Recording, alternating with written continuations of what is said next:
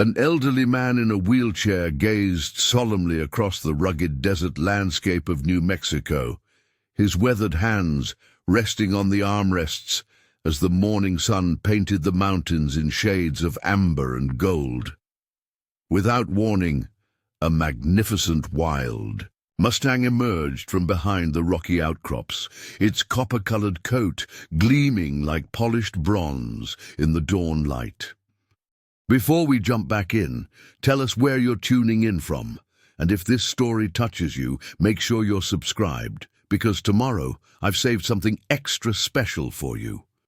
As their eyes met across the desert expanse, something inexplicable passed between them, a recognition that would defy all logic and reason.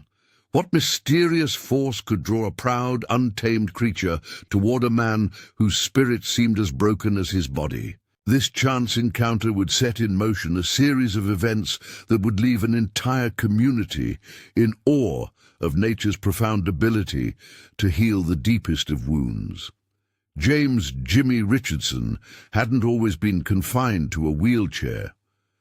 For 30 years, he had been one of the most respected horse trainers in the Southwest, known for his gentle approach and almost supernatural ability to connect with even the most troubled horses. His ranch, Desert Wind Stables, had been a sanctuary for rescued horses, a place where broken spirits found healing and hope. But everything changed 5 years ago when a devastating fall during a rescue operation left him paralyzed from the waist down. The accident happened on a stormy night when Jimmy received an urgent call about a group of horses trapped in a flash flood. Without hesitation, he had rushed to help, but the treacherous conditions proved fatal.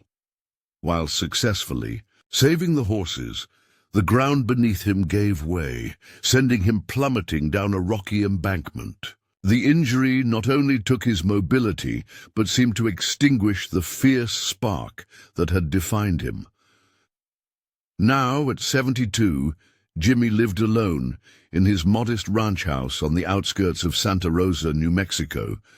The once bustling Desert Wind Stables stood silent, its corrals empty save for the tumbleweeds that danced across the packed earth. His son Michael visited twice a week, bringing supplies and checking on his father, but the rest of Jimmy's days were spent in solitude, watching the wild horses that occasionally passed through the distant valleys. The locals still spoke of Jimmy's legacy in hushed, reverent tones. They remembered how he could calm a spooked stallion with just a whisper, how horses that others had given up on would transform under his patient guidance. But the man they spoke of seemed to have vanished, replaced by a hollow shell who barely spoke and rarely smiled. Jimmy's daily routine had become as empty as the desert that surrounded him. Each morning, he would wheel himself onto his wraparound porch, a cup of black coffee growing cold on the small table beside him. From this vantage point, he could see for miles across the harsh but beautiful landscape. The same view that had once filled him with inspiration now served as a constant reminder of all he had lost. His son Michael worried constantly about his father's deepening depression. "Dad, you can't keep living like this," he would say during his visits. "The horses weren't just your work, they were your life. Maybe we could find a way for you to—" But Jimmy would always cut him off with a wave of his hand. "Some things are better left in the past, son," he would reply, his voice carrying the weight of resignation. The local veterinarian, Dr. Sarah Martinez, who had worked closely with Jimmy in his training days, still stopped by occasionally. She remembered the magic she had witnessed at Desert Wind Stables, how Jimmy could read a horse's body language like others read books, how he seemed to speak their silent language. "The horses still need you, Jimmy," she would tell him. "Your accident took your legs, not your gift." But her words seemed to fall on deaf ears. As Jimmy sat on his porch that fateful morning, something felt different in the air. The usual stillness of the desert was charged with an unfamiliar energy. The sunrise painted the sky in brilliant strokes of orange and purple, and a cool breeze carried the sweet scent of desert sage. It was then that he first saw the Mustang. The horse appeared like a mirage, emerging from the morning shadows with an air of wild dignity. Its copper coat shimmered with health, and its black mane flowed like silk in the breeze. But what caught Jimmy's attention were its eyes, deep pools of intelligence that seemed to hold centuries of wisdom. The Mustang moved with the fluid grace of a creature that had never known human constraint, yet there was something almost deliberate about its approach. Jimmy's breath caught in his throat. In all his years of working with horses, he had never seen a wild Mustang approach a human dwelling so boldly. His hands gripped the arms of his wheelchair as the horse drew closer, its hooves making no sound on the sandy soil. 20 yards. 15. 10. The Mustang's ears were pricked forward, showing curiosity rather than fear. Time seemed to stand still as man and horse regarded each other. Jimmy felt something stir deep within him, a sensation he thought had died along with his mobility. The Mustang's presence awakened memories of countless hours spent in round pens and stables, of the quiet conversations he used to have with troubled horses, of the joy he felt when a frightened animal finally learned to trust. "Well, look at you," Jimmy whispered, his voice rough from disuse. The Mustang's ears flicked at the sound, but it didn't retreat. Instead, it took another step forward, nostrils flaring as it caught his scent. The morning sun caught its coat, revealing small scars that told stories of survival in the harsh desert environment. This was no ordinary wild horse. There was something about its bearing that spoke of exceptional intelligence and resilience. For several minutes, they remained locked in this quiet tableau, the broken horse trainer and the free spirit that had sought him out. Then, as suddenly as it had appeared, the Mustang turned and loped away, disappearing behind the rocky outcrops that dotted the landscape. Jimmy sat there, trembling, his heart racing with an emotion he couldn't quite name. For the first time in 5 years, he felt truly awake. When Michael arrived later that day, he found his father in an unusually animated state. A wild Mustang came right up to the porch, Jimmy explained, his eyes bright with excitement. Michael exchanged worried glances with his wife Lisa, who had accompanied him on this visit. They had heard their father's stories before, tales of wild horses that seemed more like dreams than reality. "Dad, are you sure?" Michael asked gently.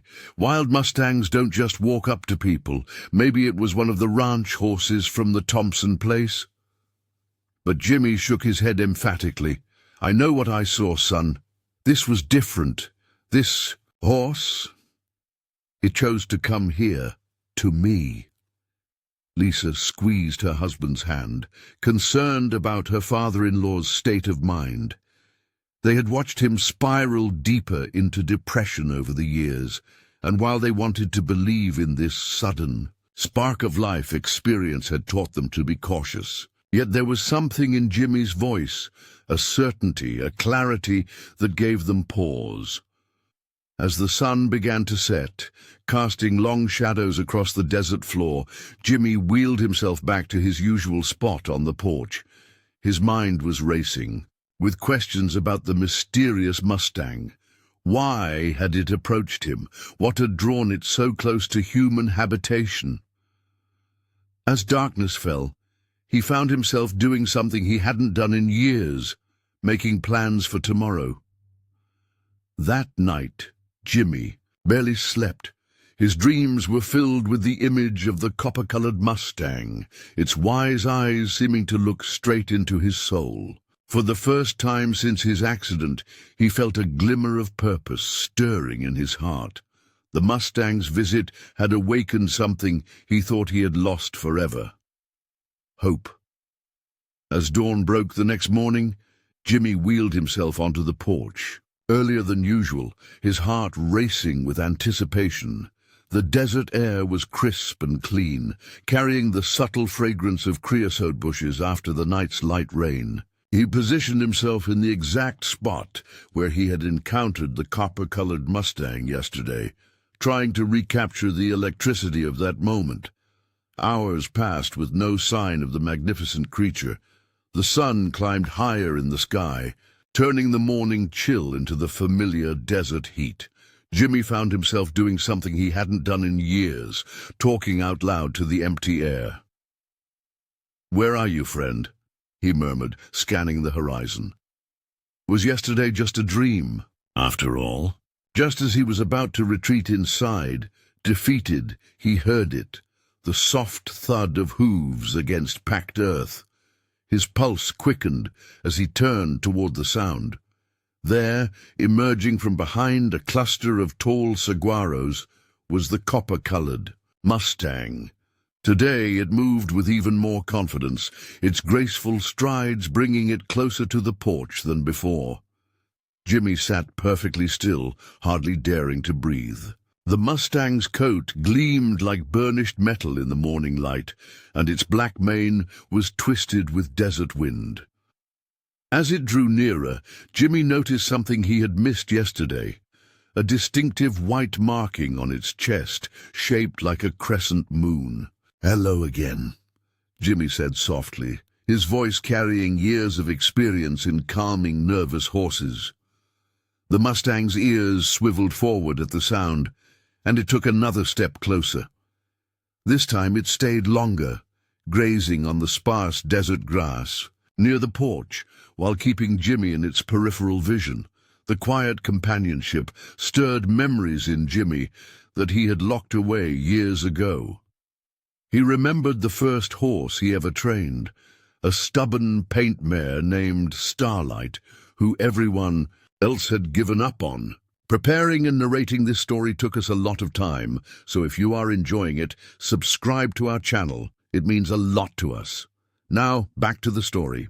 It had taken months of patience, but eventually she had become one of the most reliable horses in his stable. The memory, instead of bringing pain as it usually did, filled him with a bittersweet warmth. As Jimmy watched the Mustang, he began speaking again, this time sharing stories from his years as a trainer. He talked about the frightened horses he had helped, the bonds he had formed, and the joy he had found in his work. The Mustang continued grazing, but its ears remained turned toward him, as if listening intently to every word. When Dr. Sarah Martinez arrived later that morning for her monthly checkup, she was stunned to find Jimmy animated and alert, eagerly describing his encounters with the wild horse. "Sarah, you should have seen him," he said, his eyes bright with excitement. "He's not like any Mustang I've ever encountered. There's something special about this one." Sarah listened carefully, her medical training warring with her knowledge of horses and her memories of Jimmy's almost supernatural connection with them. "Jimmy," she said carefully, "wild Mustangs are usually incredibly wary of humans. Are you sure?" "I know what you're thinking," Jimmy interrupted, a hint of his old authority creeping into his voice. "You think I'm imagining things just like Michael does. But this is real, Sarah. This horse, he's reaching out for a reason. I can feel it." Sarah studied her old friend thoughtfully. In all the years since his accident, she had never seen him so engaged, so present. Whether the Mustang's visits were real or not, they were having a profound effect on Jimmy's state of mind. Instead of questioning him further, she decided to support this unexpected development. "Tell me more about him," she encouraged, settling into a chair on the porch.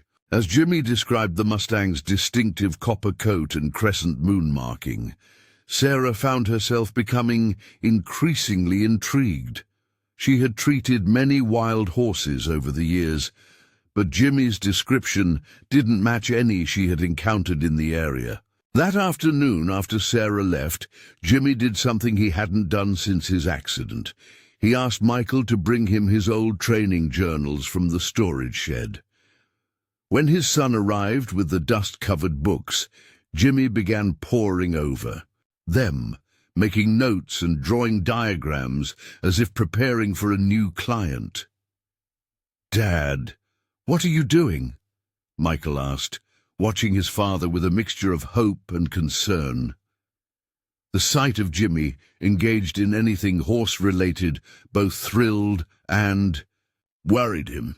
He didn't want to see his father disappointed if this mysterious Mustang turned out to be just a passing phenomenon.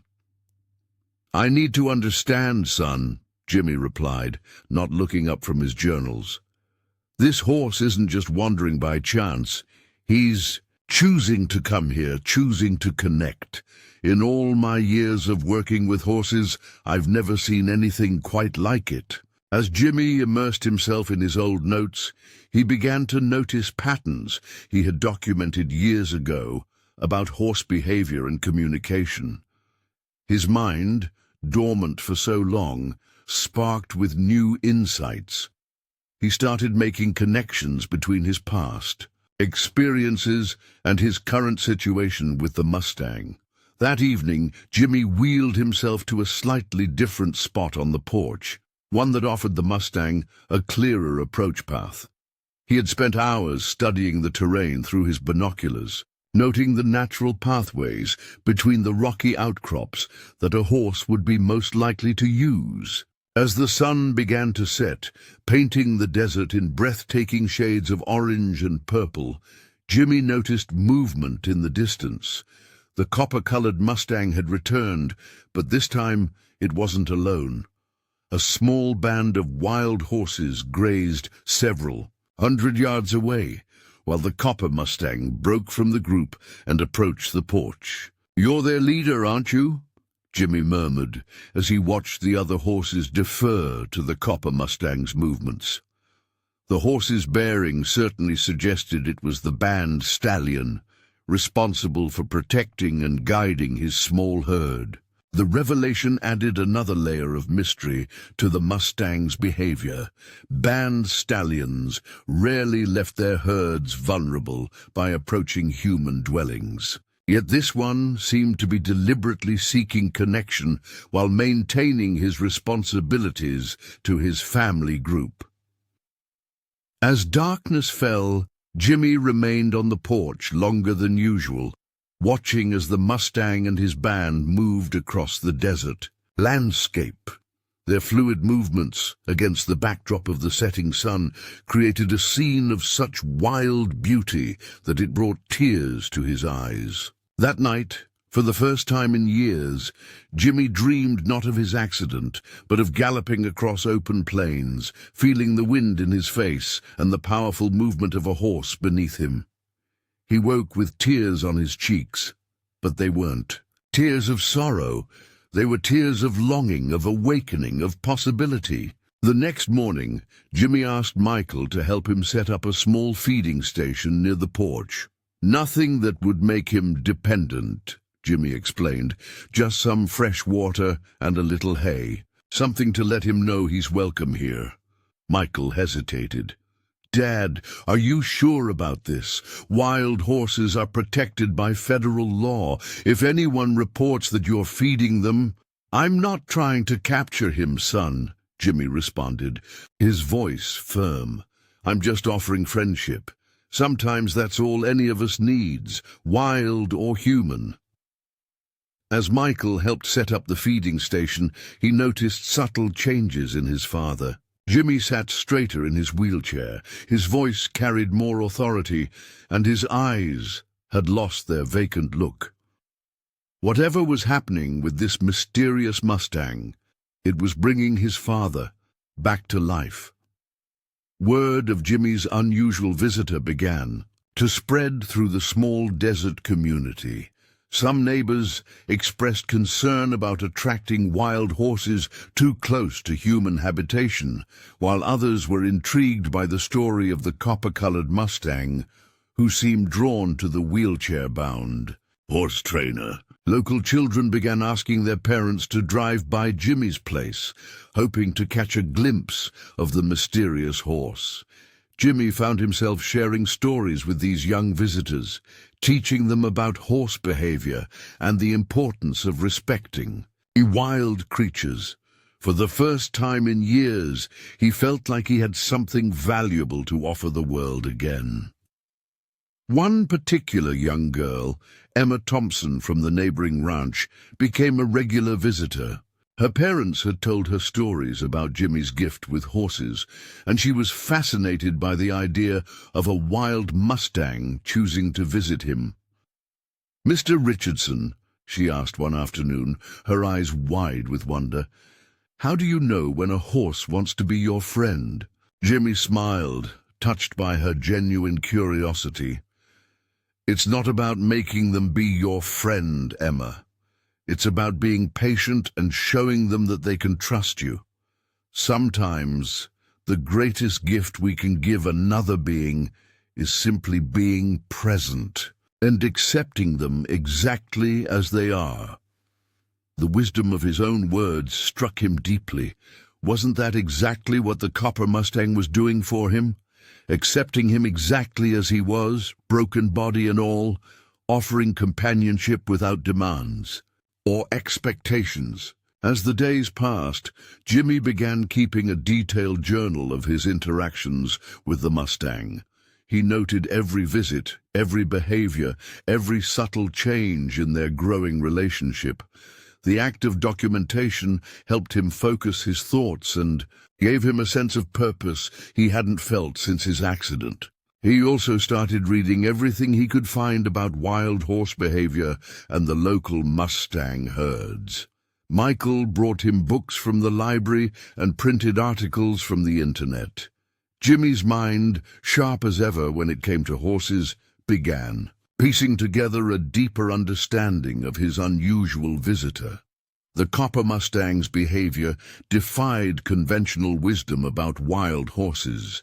Yet it wasn't entirely unprecedented. There were documented cases of wild horses forming unique bonds with humans, though usually under very different circumstances. What made this situation extraordinary was the Mustang's deliberate choice to initiate contact. One evening, as Jimmy sat watching the sunset, he realized something profound. His accident had taken his ability to walk, but it hadn't taken his ability to connect with horses. That gift, the core of who he was, remained intact. The copper Mustang had somehow sensed this, crossing the boundary between wild and tame to remind him of this essential truth. The days began taking on a new rhythm as Jimmy's connection with the copper Mustang deepened. Each morning brought fresh anticipation, transforming his once empty hours into moments filled with purpose. The Mustang's visits became more frequent, and Jimmy noticed subtle changes in the magnificent creature's behavior that spoke of growing trust. On this particular morning, something extraordinary happened. As Jimmy sat in his customary spot, the copper Mustang approached closer than ever. Before, the horse's movements were deliberate, each step measured with a grace that seemed almost supernatural. When the Mustang was just a few feet from the porch, it lowered its proud head and exhaled softly, its breath visible in the cool morning air. Jimmy remained perfectly still, his heart pounding with a mixture of excitement and reverence. This was a crucial moment, one he recognized from his years of training horses. The Mustang was offering a gesture of trust, an acknowledgement of their growing bond. With trembling hands, Jimmy slowly reached into his pocket and withdrew a small apple he had been saving for just such a moment. "Easy now, friend," he murmured, holding the apple flat on his palm. The Mustang's nostrils flared, catching the sweet scent. For several breathless moments, the horse stood motionless, weighing trust against instinct. Then, with incredible gentleness, it stepped forward and took the apple from Jimmy's hand, its soft muzzle brushing against his palm. The touch sent electricity through Jimmy's entire body. In that brief contact, years of isolation and despair seemed to melt away. Tears rolled down his weathered cheeks as the Mustang remained close, crunching the apple contentedly. This wasn't just about feeding a wild horse. It was about reconnection, about rediscovering a part of himself he thought had been lost forever. Dr. Sarah Martinez happened to witness this breakthrough moment, having arrived early for her weekly checkup. She stood quietly at the corner of the house, not wanting to disturb the powerful scene unfolding before her. As a veterinarian, she had seen countless human-animal interactions, but this was different. There was something almost mystical about the connection between the disabled former horse trainer and the wild Mustang. When the moment finally passed and the Mustang had retreated to a comfortable distance, Sarah approached the porch. "Jimmy," she said softly, "what I just saw was incredible. Do you realize what you've accomplished?" Jimmy turned to her, his face glowing with quiet joy. "He chose to trust me, Sarah. After all these years, I can still speak their language." His voice cracked with emotion. "I thought that part of me was gone forever." Sarah pulled up a chair beside him, her medical training momentarily forgotten in the face of this miracle. "Jimmy, I've been treating horses for 20 years, and I've never seen anything quite like this. This Mustang, there's something special about him." As they talked, Sarah noticed other changes in Jimmy. His posture was stronger, his voice more confident, and his eyes sparkled with renewed purpose. The transformation went beyond his interactions with the horse. It was as if his entire being was awakening from a long slumber. However, not everyone in the community shared their enthusiasm about the developing situation. That afternoon, a group of local ranchers, led by Bill Cooper, arrived at Jimmy's property. Bill had been dealing with issues of wild horses disturbing his cattle and damaging his fences, and news of Jimmy's unusual visitor had reached his ears. "Richardson," Bill called out as he strode onto the porch, "we need to talk about this Mustang situation." His voice was gruff, but there was an underlying respect in his manner. After all, Jimmy had once been the person they all turned to with their horse problems. Jimmy met Bill's gaze steadily. "What's on your mind, Bill?" "Look, I know you've got some kind of special connection going on here, but you're attracting wild horses too close to populated areas. It's dangerous for the horses and for people." Bill shifted uncomfortably. "The BLM's been getting complaints. They're talking about organizing a roundup." The words hit Jimmy like a physical blow. He knew all too well what roundups meant. For wild horses, the terror of helicopter chases, the separation of family bands, the confined life that awaited them in holding facilities. The thought of the copper Mustang and his band facing such a fate was unbearable. "These horses aren't causing any trouble, Bill," Jimmy argued, his voice taking on the authority that had once made him the most respected horse trainer in 3 counties. "They're just passing through natural corridors they've used for generations.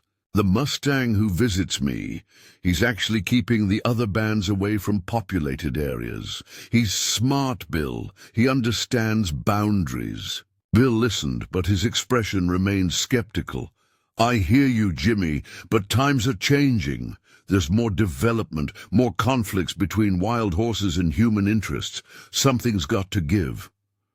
After Bill and the others left, Jimmy sat in troubled silence, watching the sun sink toward the horizon. The copper Mustang and his band were visible in the distance, peaceful shadows against the darkening sky. The sight strengthened his resolve. He had to find a way to protect them. That evening, when Michael arrived for his regular visit, he found his father surrounded by maps and documents. "Dad, what's all this?"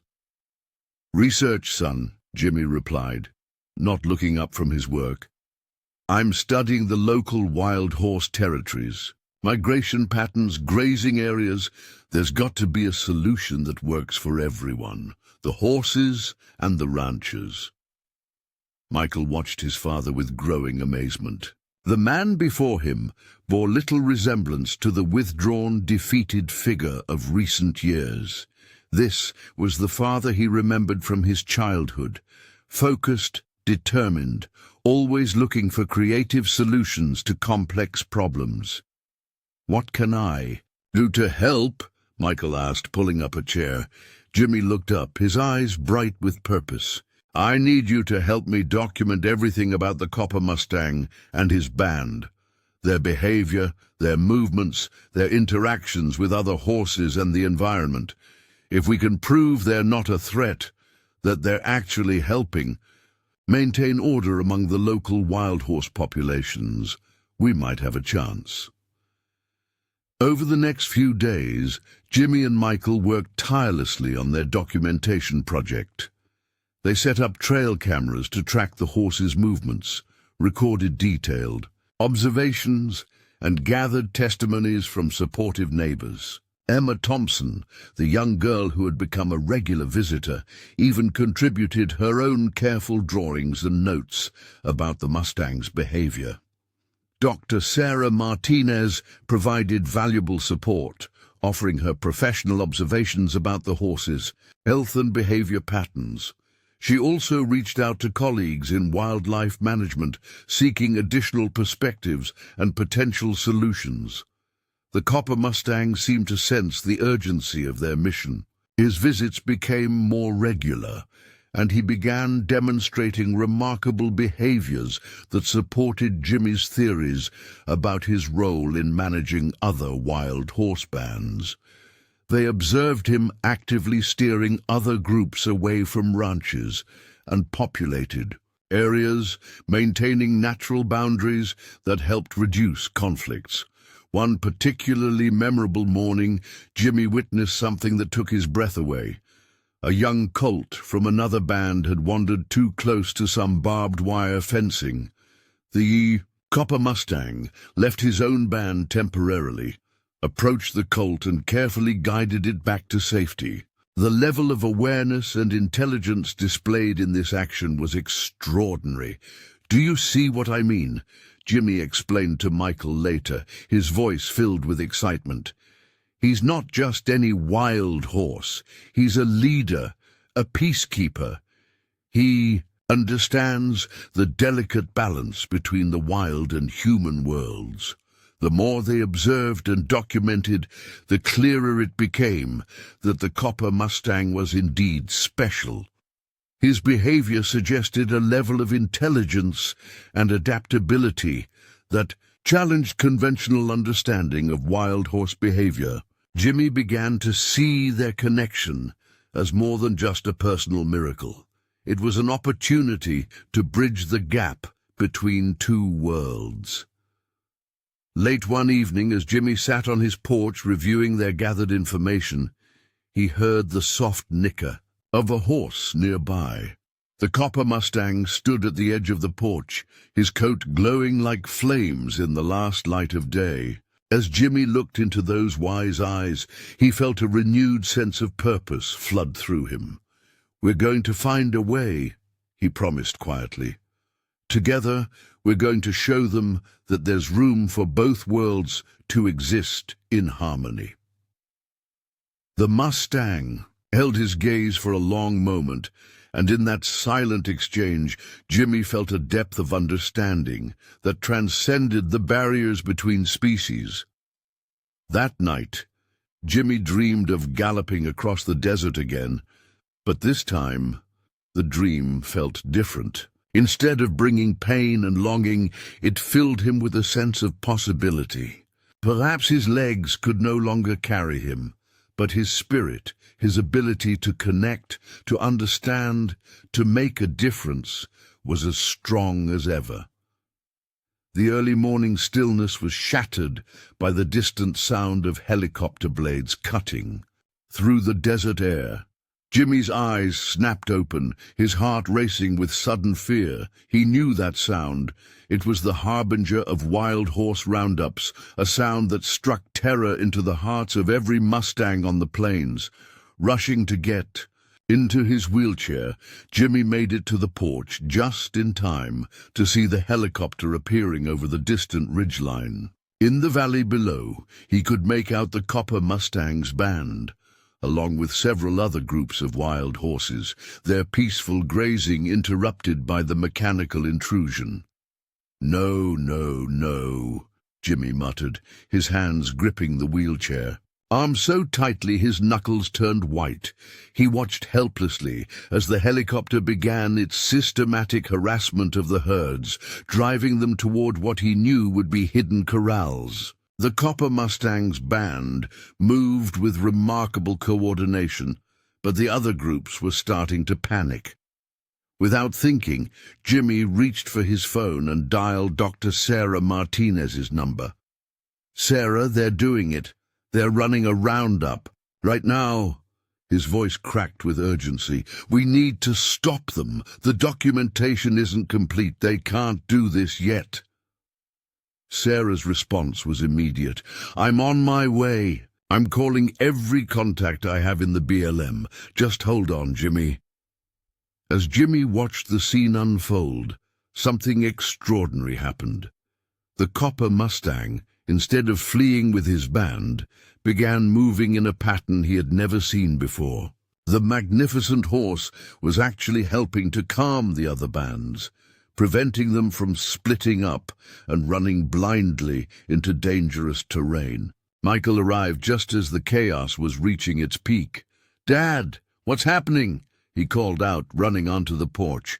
"They're trying to round them up, son," Jimmy replied, his eyes never leaving the scene before him. "But look at what he's doing." He pointed to the Copper Mustang, who was now skillfully guiding several scattered young horses back to their bands, while keeping his own family group together. The helicopter made another pass, lower this time, its downdraft kicking up clouds of dust. The noise was deafening, but through it all, Jimmy could see the Copper Mustang maintaining his remarkable control. It was as if the horse understood exactly what was at stake. Suddenly, a new sound joined the helicopter's whir, the rumble of approaching vehicles. Sarah's truck appeared first, followed by several other cars and trucks. Local residents, nature photographers, and even some of the ranchers who had initially opposed Jimmy's efforts were arriving, drawn by urgent phone calls and text messages. Emma Thompson's parents pulled up in their dusty pickup, and Emma jumped out before the vehicle had fully stopped. "Mr. Richardson," she cried, running to the porch, "you can't let them take them. You can't let them take Shadow." Jimmy looked at her in surprise. "Shadow?" "That's what I've been calling him in my journal, the Copper Mustang, because he's like a shadow at sunset, all copper and gold." Emma's eyes were filled with tears as she watched the scene unfolding in the valley. The name struck Jimmy as perfect. Shadow, the mysterious guardian who had emerged from his own dark times to bring light back into his life.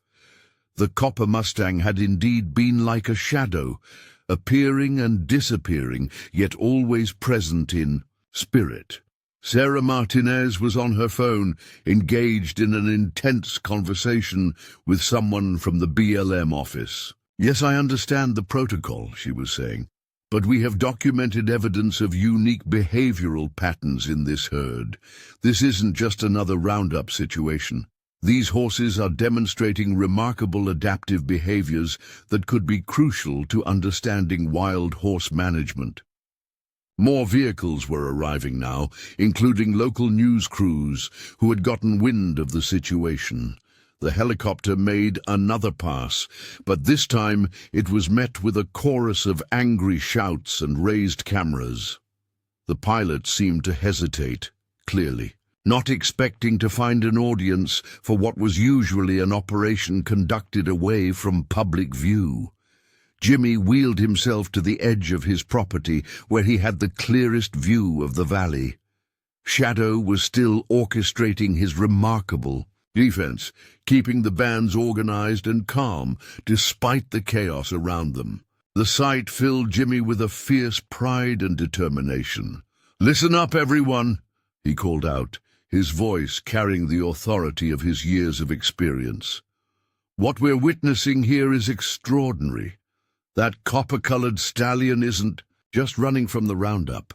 He's actively protecting not only his band, but all the horses in the area. He's demonstrating intelligence and leadership that challenges everything we think we know about wild horse behavior." The crowd gathered around him, their attention divided between his words and the ongoing drama in the valley.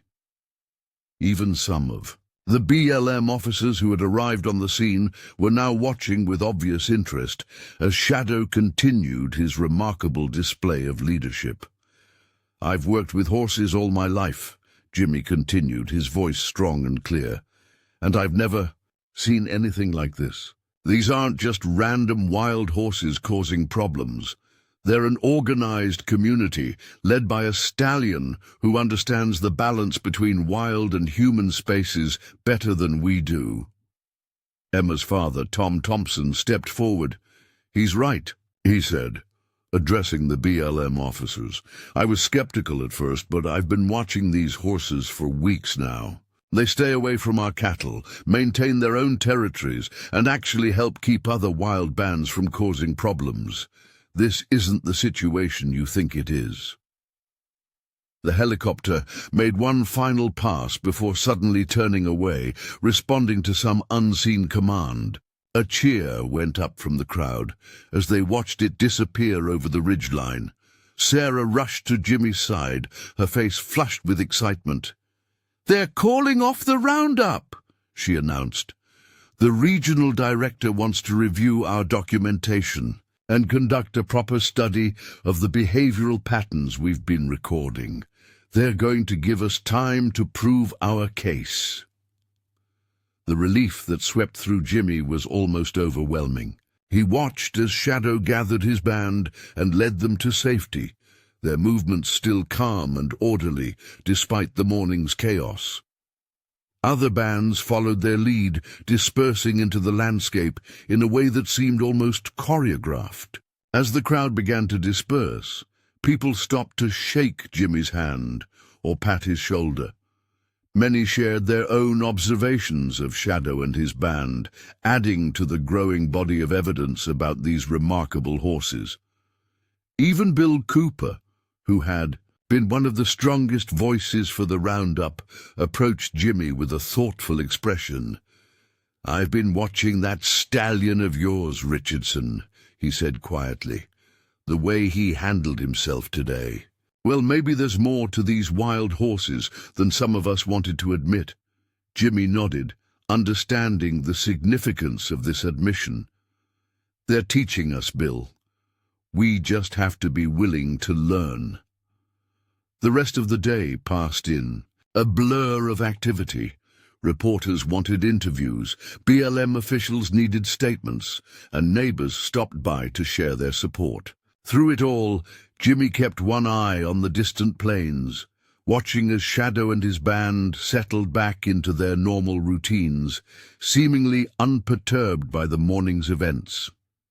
That evening, as the sunset painted the desert in shades of copper and gold that matched Shadow's coat, Jimmy sat on his porch reflecting on the day's events. The crisis had been averted, but he knew this was just the beginning. They had won a reprieve, a chance to prove that there could be a different way of managing wild horses, one that respected their intelligence and adapted to their natural behaviors. Emma appeared at his side, clutching her journal. "Mr. Richardson," she said softly, "do you think Shadow knew? Did he understand what was happening this morning?" Jimmy smiled at the young girl's insight. "I believe he did, Emma. Horses have a wisdom that goes beyond what most people understand. Shadow showed us today that they're capable of so much more than we give them credit for." As if in response to his words, a familiar nicker sounded from the gathering dusk. Shadow emerged from the shadows, his coat glowing in the last light of day. He approached the porch with his usual quiet confidence, but there was something different in his bearing, a sense of shared victory, of trust confirmed. Looking into those wise eyes, Jimmy felt a profound sense of purpose. His accident had taken his ability to train horses in the traditional way, but it had led him to something even more important: the chance to be a bridge between two worlds, to help humans understand and protect these magnificent creatures in a new way. As Shadow stood quietly beside the porch, Jimmy realized that sometimes the greatest victories come not from changing others, but from being changed ourselves. His journey with Shadow had started with a simple connection between a broken man and a wild horse, but it had grown into something much larger, a testament to the healing power of trust, the importance of understanding, and the endless possibilities that arise when we open our hearts to unexpected friendships. News of Shadow's remarkable behavior during the attempted roundup spread far beyond the small desert community. Within days, wildlife photographers, researchers, and horse behavior specialists began arriving at Jimmy's property, drawn by the stories of the extraordinary copper Mustang, who had challenged everything they thought they knew about wild horse intelligence. Dr. Elena Rodriguez, a renowned equine behaviorist from the University of Nevada, was among the first experts to visit. She spent hours observing Shadow and his band, her excitement growing with each passing day. "What we're seeing here is unprecedented," she told Jimmy one evening. "This stallion isn't just exhibiting typical herd behavior. He's demonstrating advanced problem-solving skills and social intelligence that we've never documented in wild horses before." The presence of observers didn't seem to faze Shadow. If anything, he appeared to understand the importance of demonstrating his capabilities. He continued his regular visits to Jimmy's porch while maintaining his role as leader and protector of his band. The researchers were particularly fascinated by the way he would communicate with Jimmy through subtle changes in body language and expression. One morning, something extraordinary happened that left even the skeptical scientists speechless. A young foal from a neighboring band had wandered into a dangerous area where flash floods had carved deep trenches in the desert floor. The mother was frantically calling for her baby, but the foal was too frightened to find its way back. Before anyone could react, Shadow left his band and approached the situation with remarkable precision. He carefully positioned himself below the foal, creating a safe path that the young horse could follow. Using soft, nickering sounds and gentle movements, he guided the frightened foal back to its mother. The entire rescue took less than 10 minutes, but it demonstrated a level of awareness and compassion that amazed everyone watching. "This goes beyond instinct," Dr. Rodriguez declared, reviewing the footage they had captured. "This shows complex problem-solving and empathy." He assessed the situation, developed a strategy, and executed it perfectly. "This is cognitive behavior we typically associate with dolphins or primates, not wild horses." Jimmy wasn't surprised by Shadow's actions. He had seen the Mustang's intelligence firsthand, had felt the depth of understanding in those wise eyes. What moved him most was how Shadow was helping to change perceptions about wild horses, proving they were far more than just beautiful nuisances to be rounded up and contained. The documentation project expanded, with researchers setting up sophisticated camera systems to track the movements and interactions of Shadow's band. They discovered that under his leadership, the wild horses had established a complex social network that actually helped maintain natural boundaries between grazing areas and human settlements. Emma Thompson became an unofficial junior researcher, spending every free moment observing and recording Shadow's behavior. Her detailed drawings and notes provided valuable insights from a perspective uncluttered by scientific preconceptions. "She has a natural gift for observation," Dr. Rodriguez commented, reviewing Emma's journal. "She sees things we might miss because we're too focused on looking for specific behaviors." As spring progressed, the desert bloomed with unexpected vigor. Patches of wildflowers painted the landscape in brilliant colors, and the usually sparse vegetation grew thick and lush.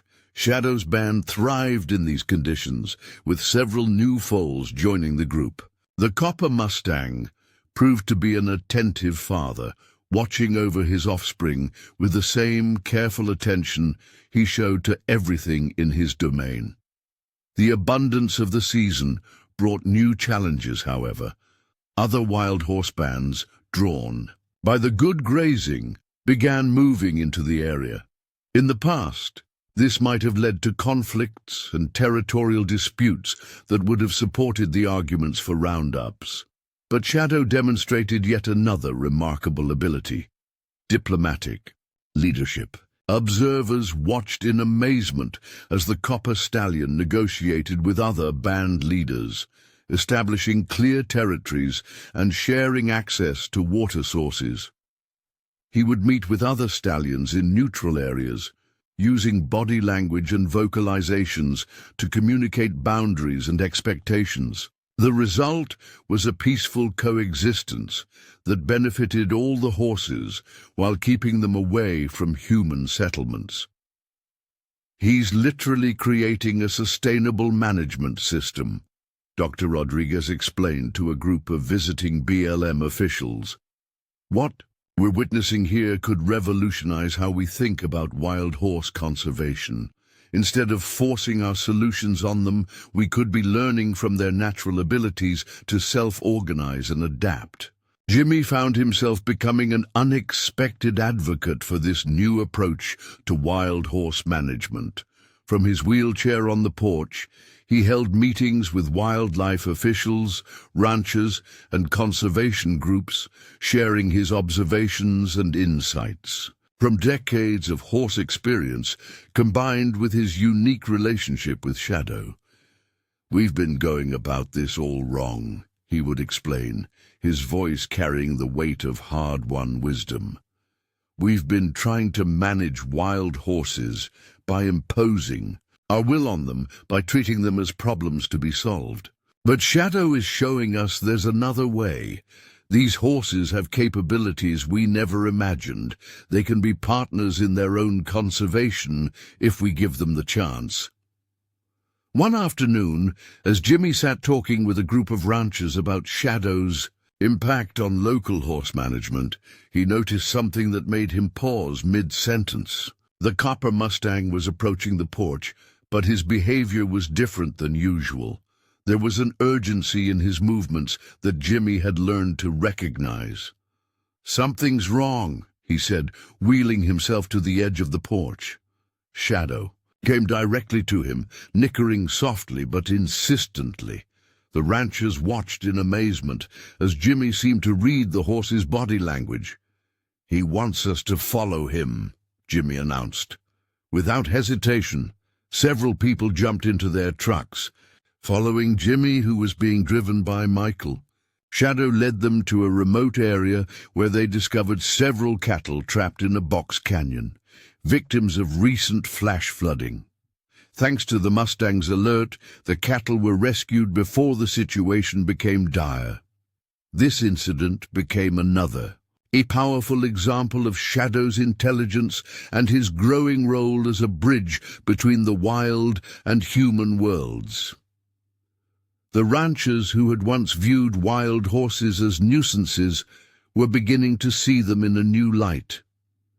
"Your father has always had a way with horses," Bill Cooper told Michael one evening, "but this is something else entirely. That copper stallion of his is changing how we think about these animals. Maybe it's time we started looking at them as allies rather than adversaries." The transformation in Jimmy was equally remarkable. The man who had once retreated from life in despair was now at the center of an important conservation movement. His disability no longer seemed like a limitation, but rather a unique perspective that allowed him to observe and understand things others might miss. Dr. Sarah Martinez noticed the change in his medical checkups. "Your blood pressure is down. Your overall health has improved, and I haven't seen you take a pain pill in weeks," she noted with satisfaction. "I'd say Shadow is better medicine than anything I could prescribe." As spring turned to summer, the success of what became known as the Shadow Project began to influence wild horse management policies across the West. Other communities started looking for similar leader horses among their wild bands, seeking ways to work with natural horse behavior rather than against it. Emma's father built a small observation platform near Jimmy's porch, making it easier for him to watch and document the horse's behavior. The platform became a gathering place for researchers, photographers, and visitors who came to learn about this new approach to wildlife management. One evening, as the sun set behind the mountains, casting its golden light across the desert, Jimmy sat on the platform surrounded by friends and colleagues.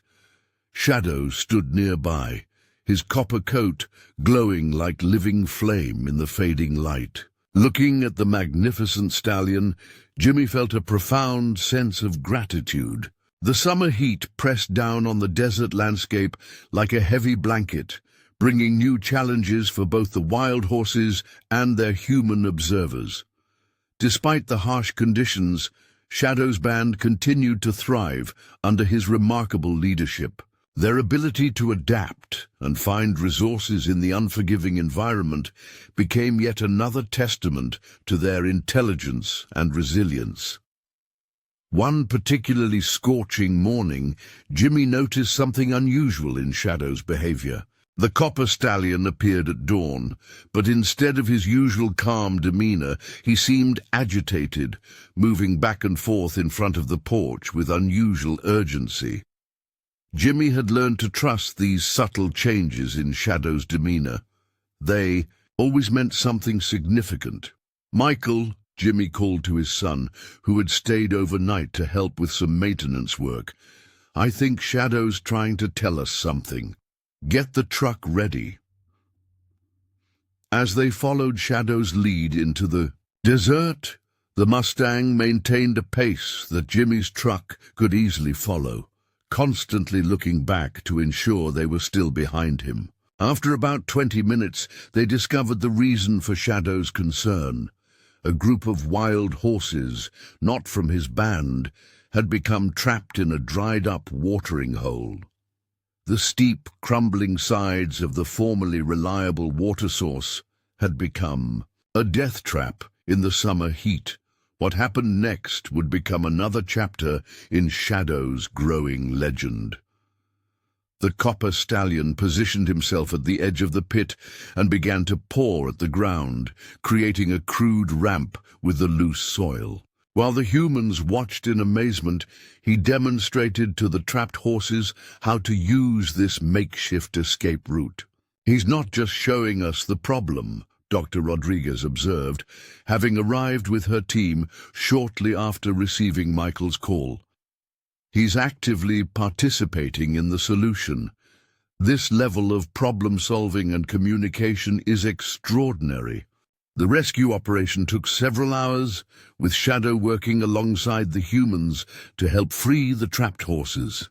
Once safely out, the rescued animals integrated seamlessly into the existing band structure, guided by Shadow's calm leadership.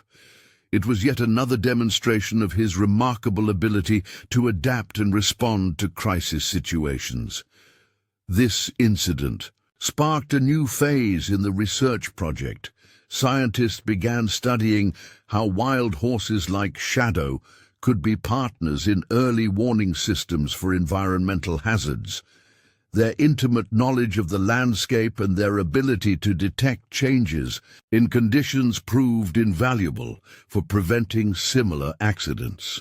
The success of these efforts led to an unexpected opportunity.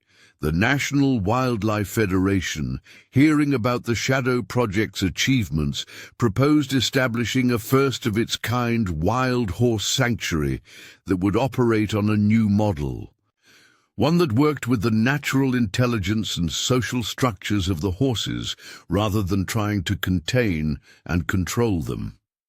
Jimmy found himself at the center of the planning discussions, his years of experience with horses combined, with his unique relationship with Shadow providing invaluable insights. The proposed sanctuary would encompass a vast tract of desert land, including Jimmy's property and surrounding areas, creating a protected space where wild horses could live freely while maintaining their natural behaviors.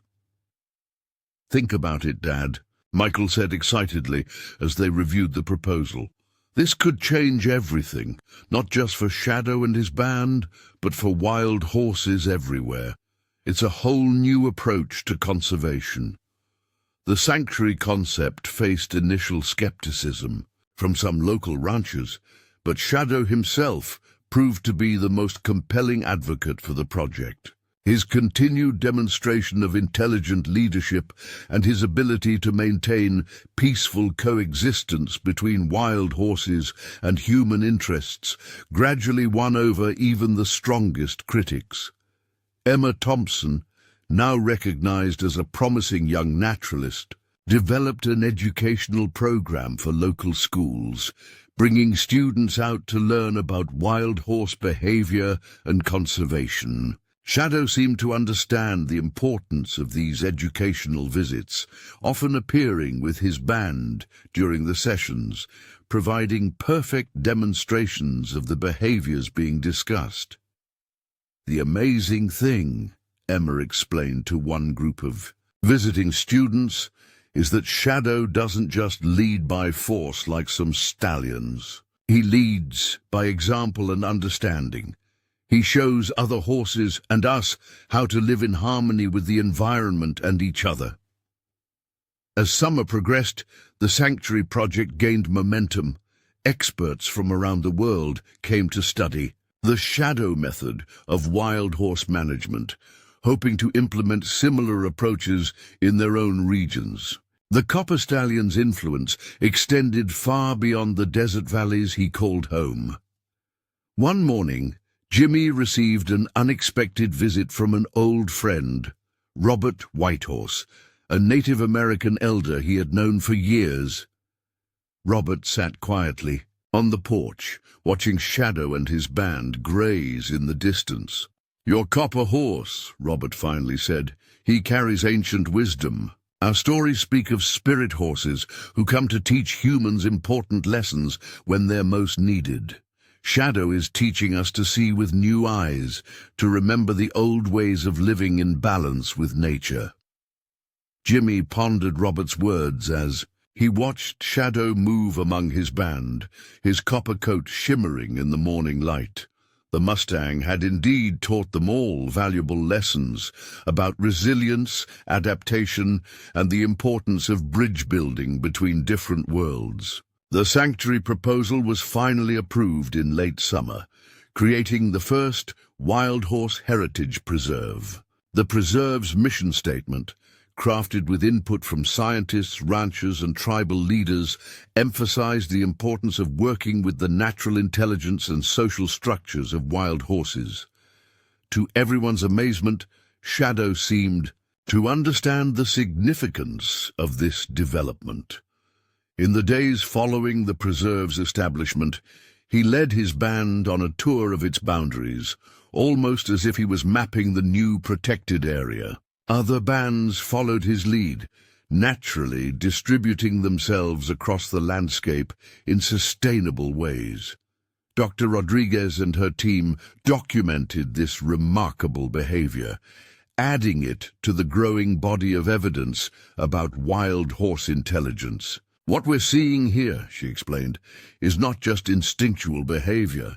These horses are demonstrating complex understanding of territory, resources, and social dynamics. Shadow's leadership is facilitating a level of organization we never thought possible in wild herds. The preserve became a model for a new approach to wildlife management, one that recognized and worked with the natural intelligence of animals rather than trying to impose human systems upon them. Visitors from other conservation projects came to learn from the Shadow Project's success, taking these lessons back to their own regions. Jimmy's role evolved as well. Though still wheelchair-bound, he became an active advisor for the preserve, sharing his insights and experience with a new generation of wildlife managers. His connection with Shadow gave him a unique perspective on how to bridge the gap between human needs and wildlife preservation. Emma continued to develop her skills as a naturalist, spending countless hours observing and documenting the behaviors of Shadow and his band. Her detailed journals and artwork became valuable resources for understanding wild horse behavior, offering perspectives that sometimes eluded more traditional scientific observers. One evening, as the summer heat began to soften into autumn, Jimmy sat on his observation platform, watching Shadow's band in the distance. The copper stallion broke away from his group and approached the platform, something he still did regularly despite his expanded responsibilities as a band leader. As Shadow stood quietly beside him, Jimmy reflected on how far they had both come. What had started as a chance encounter between a broken man and a wild horse had grown into something that was changing the way people thought about wildlife conservation. "You know, old friend," Jimmy said softly, reaching out to touch Shadow's warm neck. "Sometimes the greatest wisdom comes from being willing to learn from unexpected teachers." Shadow nickered softly in response, his wise eyes reflecting the deep connection they shared. The success of the preserve and the Shadow Project began attracting attention from international conservation organizations. What had started as a local effort to protect one remarkable horse and his band was becoming a model for wildlife management worldwide. Shadow's influence reached far beyond the desert valleys he called home, inspiring new approaches to conservation that emphasized cooperation over control. As the sun set behind the mountains, painting the desert in shades of copper that matched Shadow's coat, Jimmy felt a profound sense of purpose. His accident, which he had once seen as the end of his useful life, had led him to become part of something far larger than himself. Through his connection with Shadow, he had helped pioneer a new way of thinking about the relationship between humans and wild animals. The copper Mustang stood quietly beside the platform, his presence a reminder that sometimes the most powerful changes come not from imposing our will on the natural world, but from being willing to listen, learn, and adapt. Together, man and horse had shown that when we open our hearts to unexpected possibilities, we can find solutions that benefit all. As autumn painted the desert landscape in subtle shades of gold and bronze, a new challenge emerged that would test the bonds between Shadow, Jimmy, and the entire preserve community. The region was hit by an unprecedented drought, turning the already harsh desert environment into an even more unforgiving terrain. The natural water sources that the wild horses depended on began drying up one by one. Jimmy noticed the change in Shadow's behavior first. The copper stallion appeared more frequently at the observation platform, his usual calm demeanor tinged with an underlying urgency. Through their unique connection, Jimmy sensed that Shadow wasn't just seeking water for his own band, he was trying to communicate a larger concern for all the wild horses in the preserve. "Look at how he keeps glancing toward the eastern ridge," Jimmy pointed out to Dr. Rodriguez during one of their observation sessions. "He's been doing that for days now, and his band has been moving differently, almost as if they're searching for something."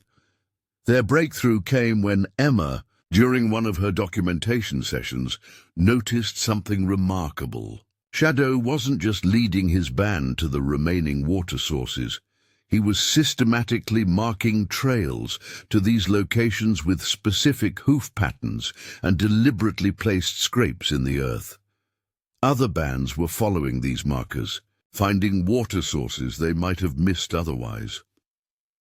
"It's like he's creating a map," Emma exclaimed, her journal filled with detailed sketches of the markings. "He's not just thinking about his own band's survival. He's trying to help all the horses in the preserve find water."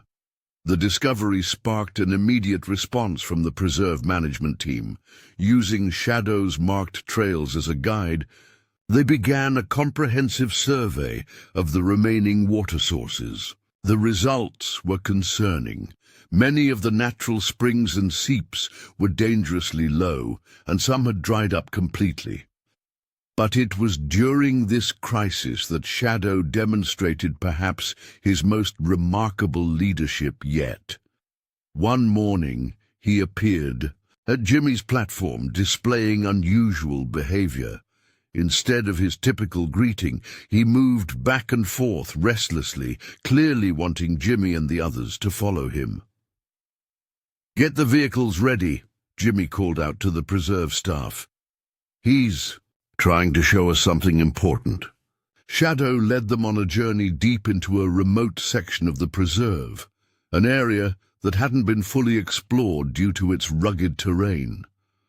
After an hour of careful navigation through narrow canyons, they discovered something extraordinary, a hidden system of underground springs previously unknown to the preserve managers. The discovery was a game-changer. The underground water source was substantial enough to help sustain the wild horse populations through the drought if properly managed. But what amazed everyone even more was how Shadow had known about this hidden resource. "This goes beyond instinct," Dr. Rodriguez declared, examining the site. "This shows a level of cognitive mapping and problem-solving that we've never documented in wild horses before. Shadow didn't just find water, he understood its importance for the entire preserve and found a way to communicate this knowledge to humans." The preserve team worked quickly to establish sustainable access points to the underground springs, carefully designed to maintain the natural balance of the ecosystem. Throughout the process, Shadow remained nearby, observing their work with his characteristic intelligence. The crisis brought about another unexpected development. Local ranchers, seeing how the wild horses were adapting to the drought under Shadow's leadership, began sharing their own water resources more openly. Bill Cooper, once skeptical of the preserve project, was the first to offer access to his ranch's water supplies. "These horses, especially that copper stallion of yours," he told Jimmy, "they're showing us what it means to work together to survive. Maybe it's time we humans followed their example."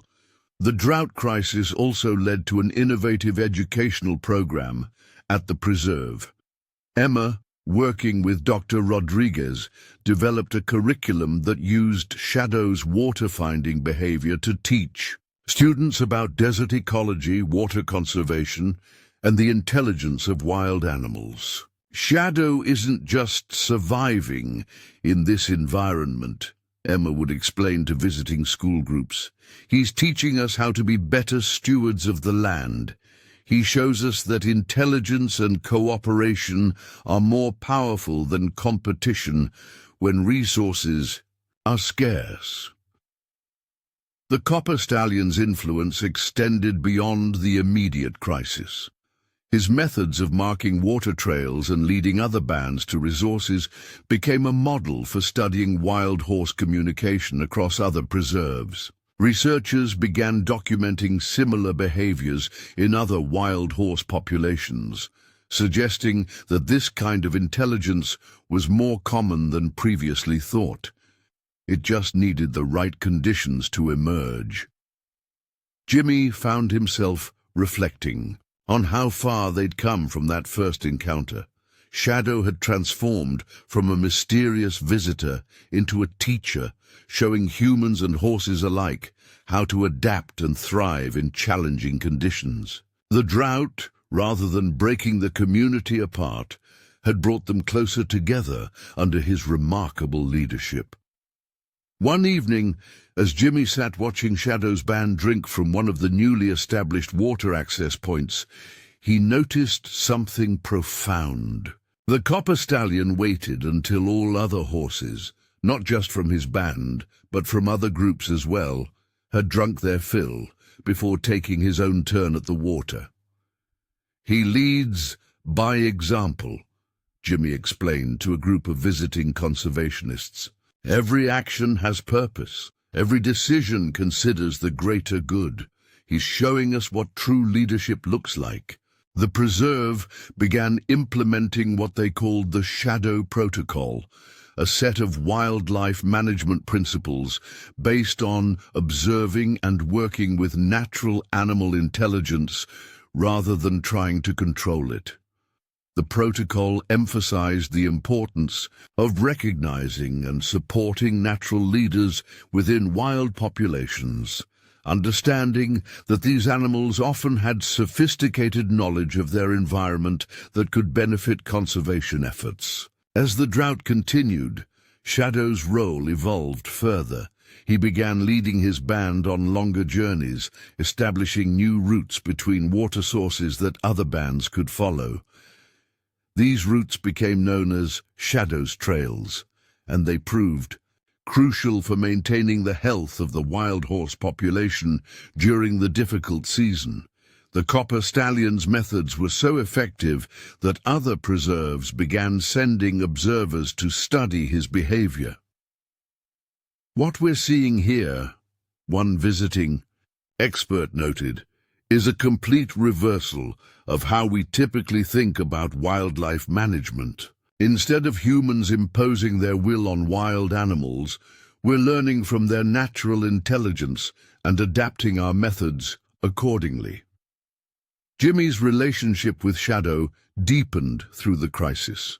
Their communication, always remarkable, became even more refined. The Copper Stallion seemed to understand when Jimmy was worried about the other horses, often appearing with updates about different bands or leading him to areas that needed attention. "It's like he knows we're partners in this," Jimmy told Dr. Rodriguez during one of their observation sessions. "He's not just surviving on his own, he's actively working with us to ensure everyone survives." The drought finally began to ease as autumn progressed, but its lessons remained. The preserve had emerged stronger, with new systems in place based on Shadow's natural leadership. More importantly, the crisis had demonstrated the extraordinary capabilities of wild horses when given the chance to display their natural intelligence. One morning, as the first autumn rains fell on the parched desert, Jimmy watched Shadow leading his band along one of the marked trails. The Copper Stallion's coat gleamed in the wet air, and his movements carried the confidence of a leader who had guided his community through difficult times. "You know," Jimmy said to Emma, who was updating her journal nearby, "sometimes the greatest wisdom comes from being willing to learn from those we once thought needed our protection.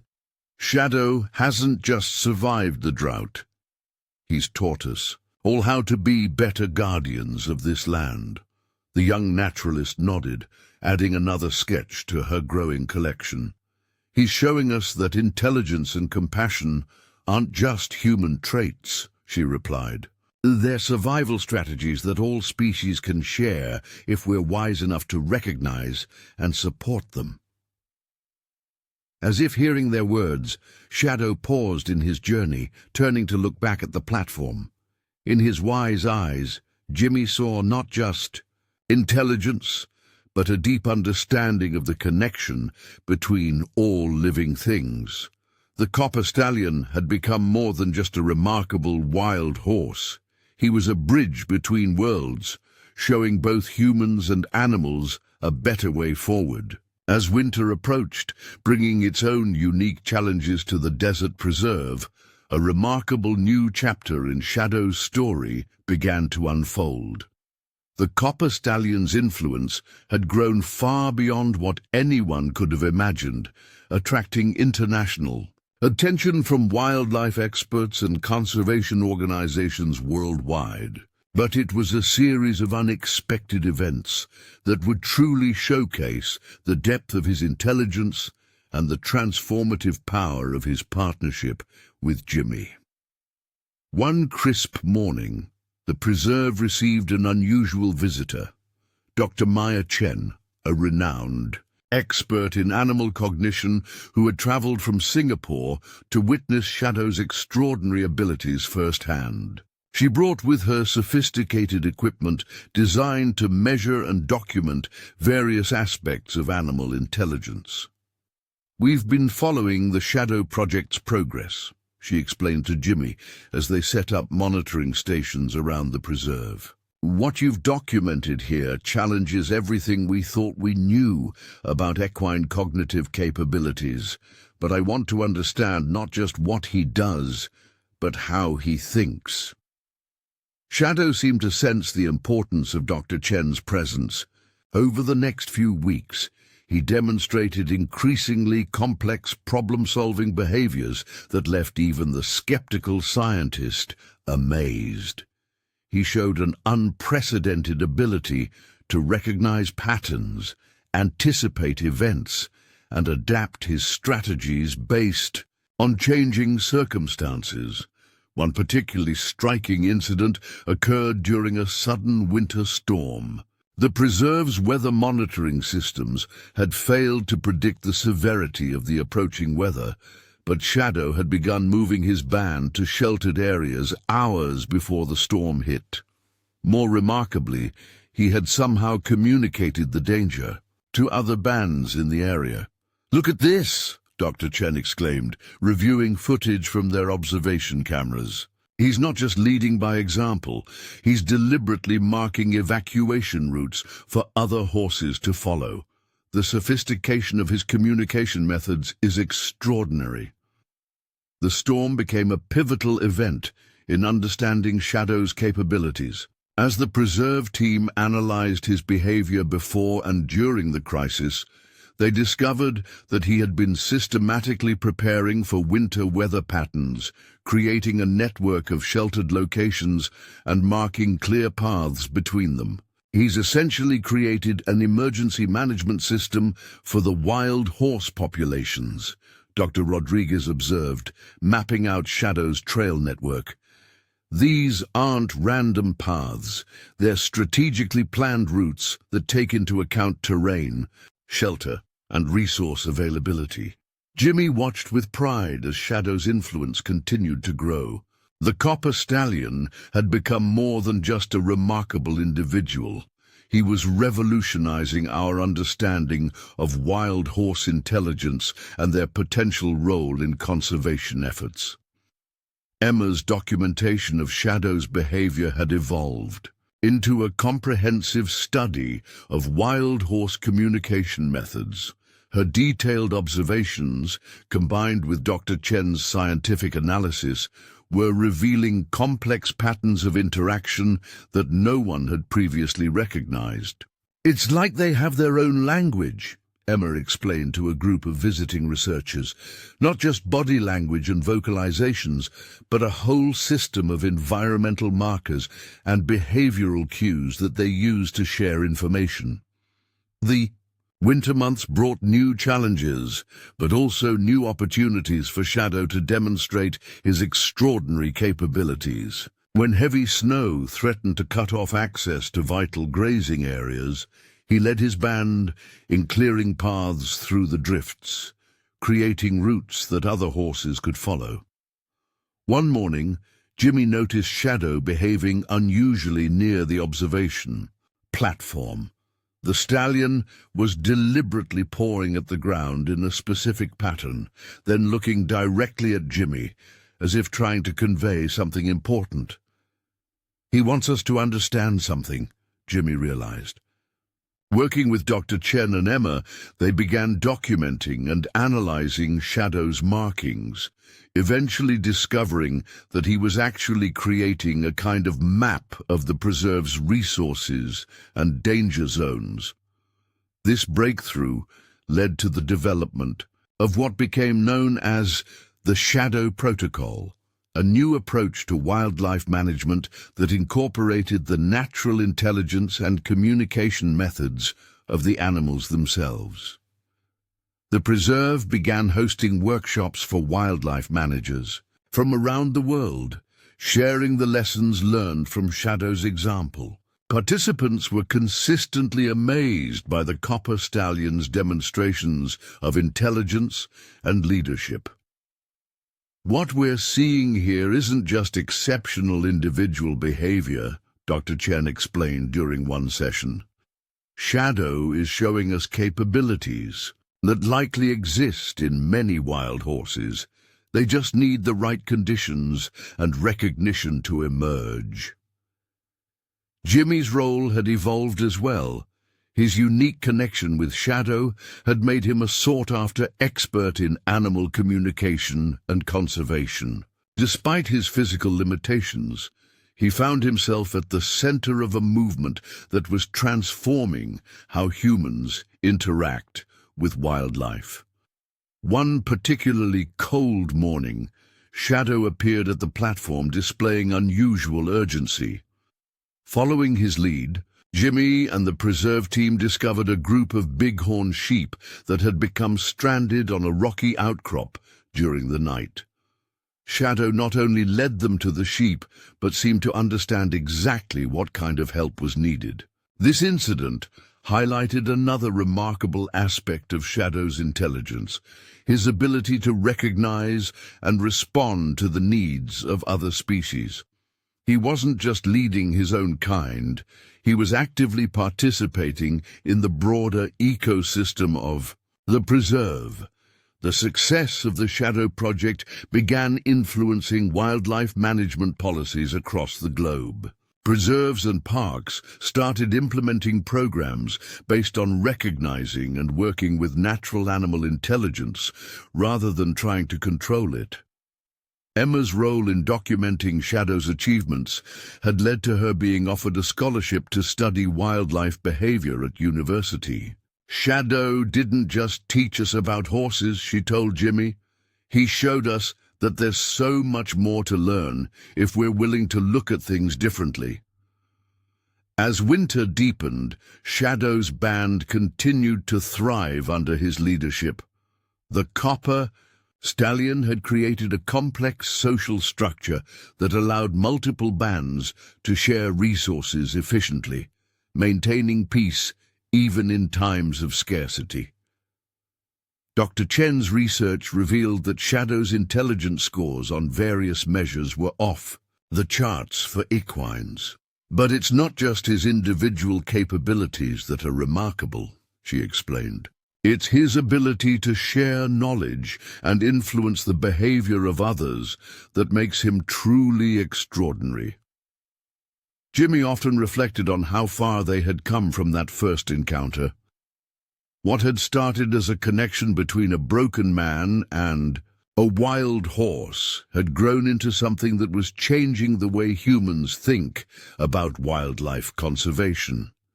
The preserve had become a living laboratory for studying animal intelligence and developing new approaches to conservation. Shadow's example had shown that when given the chance, wild animals could be partners in their own preservation rather than just subjects to be managed. One evening, as snow fell softly on the desert landscape, Jimmy sat watching Shadow with his band. The copper stallion stood like a sentinel against the white landscape, his intelligence and dignity evident in every movement. He had become more than just a remarkable horse. He was a bridge between worlds, showing both humans and animals a better way forward. As darkness fell, Shadow approached the platform one last time, touching his nose gently to Jimmy's outstretched hand. In that quiet moment, Jimmy felt the deep truth that had emerged from their partnership. Sometimes the greatest teachers come in the most unexpected forms, and wisdom can be found in the most unlikely places. The legacy of their connection would continue to influence wildlife conservation for generations to come, proving that when humans are willing to learn from the natural world rather than trying to control it, extraordinary things are possible. Spring arrived early that year, bringing with it an unexpected challenge that would test the bonds between Shadow, Jimmy, and the entire preserve community in ways they had never imagined. The warming temperatures triggered an early wildfire season, and the preserve found itself in the path of a rapidly approaching blaze that threatened both wildlife and human settlements. Shadow was the first to sense the impending danger. Days before any official warnings, the copper stallion began displaying unusual behavior patterns that Jimmy had learned to recognize as signals of serious concern. The Mustang appeared more frequently at the observation platform, his normally calm demeanor replaced with an urgent restlessness. "He knows something's coming," Jimmy told Dr. Rodriguez as they watched Shadow's agitated movements. "I've never seen him this unsettled, not even during the drought crisis." The copper stallion's instincts proved correct when satellite imagery revealed a massive wildfire moving toward the preserve, driven by unusually strong spring winds. But what happened next would become perhaps the most extraordinary chapter in Shadow's remarkable story. Instead of leading his band away from the danger, Shadow began an organized evacuation of the entire preserve's wild horse population. Using the communication networks he had established during the winter, he systematically guided different bands toward safer areas, marking escape routes with his distinctive hoof patterns and environmental signals. Dr. Chen, who had stayed on at the preserve to continue her research, was amazed by the complexity of Shadow's response to the crisis. "This isn't just instinctive flight behavior," she explained, reviewing footage from their monitoring stations. "He's implementing what appears to be a pre-planned evacuation strategy. The level of forethought involved is unprecedented." Jimmy watched in awe as Shadow coordinated the movement of hundreds of wild horses through the preserve's complex terrain. The copper stallion seemed to understand not just the immediate danger of the fire, but also the importance of maintaining order during the evacuation to prevent panic and injury. Even more remarkably, Shadow appeared to be working in concert with the preserve's human emergency response teams. He would lead groups of horses along routes that paralleled the fire breaks being established by firefighters, somehow understanding that these areas would offer the best protection. "He's not just reacting to the crisis," Emma observed, frantically. documenting Shadow's behavior in her journal. He's actively participating in the solution, coordinating his efforts with ours. It's as if he understands that survival depends on cooperation between species. The fire approached faster than anyone had anticipated, driven by fierce winds and unusually dry conditions. As smoke began to fill the air, Shadow's leadership became even more crucial. The copper stallion used his knowledge of the preserves, hidden water sources and sheltered valleys to guide both horses and other wildlife to safety. One particularly dramatic moment came when Shadow led rescuers to a group of young horses that had become separated from their band during the evacuation. The stallion had somehow kept track of their location while managing the larger evacuation effort, demonstrating an extraordinary capacity for multiple task coordination. This goes beyond anything we've ever documented in equine behavior, Dr. Jen declared, her scientific objectivity temporarily overwhelmed by the magnitude of what they were witnessing. He's showing levels of strategic thinking and empathy that challenge our entire understanding of animal intelligence. As the crisis intensified, Shadow's influence extended beyond the horse populations. Other wildlife in the preserve began, following the evacuation routes he had marked, seeming to recognize the wisdom in his leadership. Deer, elk, and even a group of bighorn sheep were observed using his designated safe passages.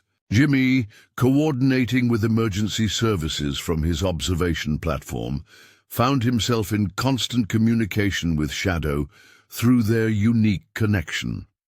The copper stallion would appear periodically, conveying crucial information about fire movement and wildlife locations through subtle changes in his behavior that Jimmy had learned to interpret. He's not just helping us survive this crisis, Jimmy explained to the emergency response team.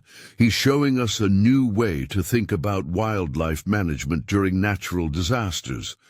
These animals aren't just victims we need to rescue. They can be active participants in their own survival if we learn to work with their natural intelligence. The fire raged for 3 days, threatening to overwhelm the preserve's defenses. Throughout the crisis, Shadow maintained his remarkable coordination of both animal and human evacuation efforts.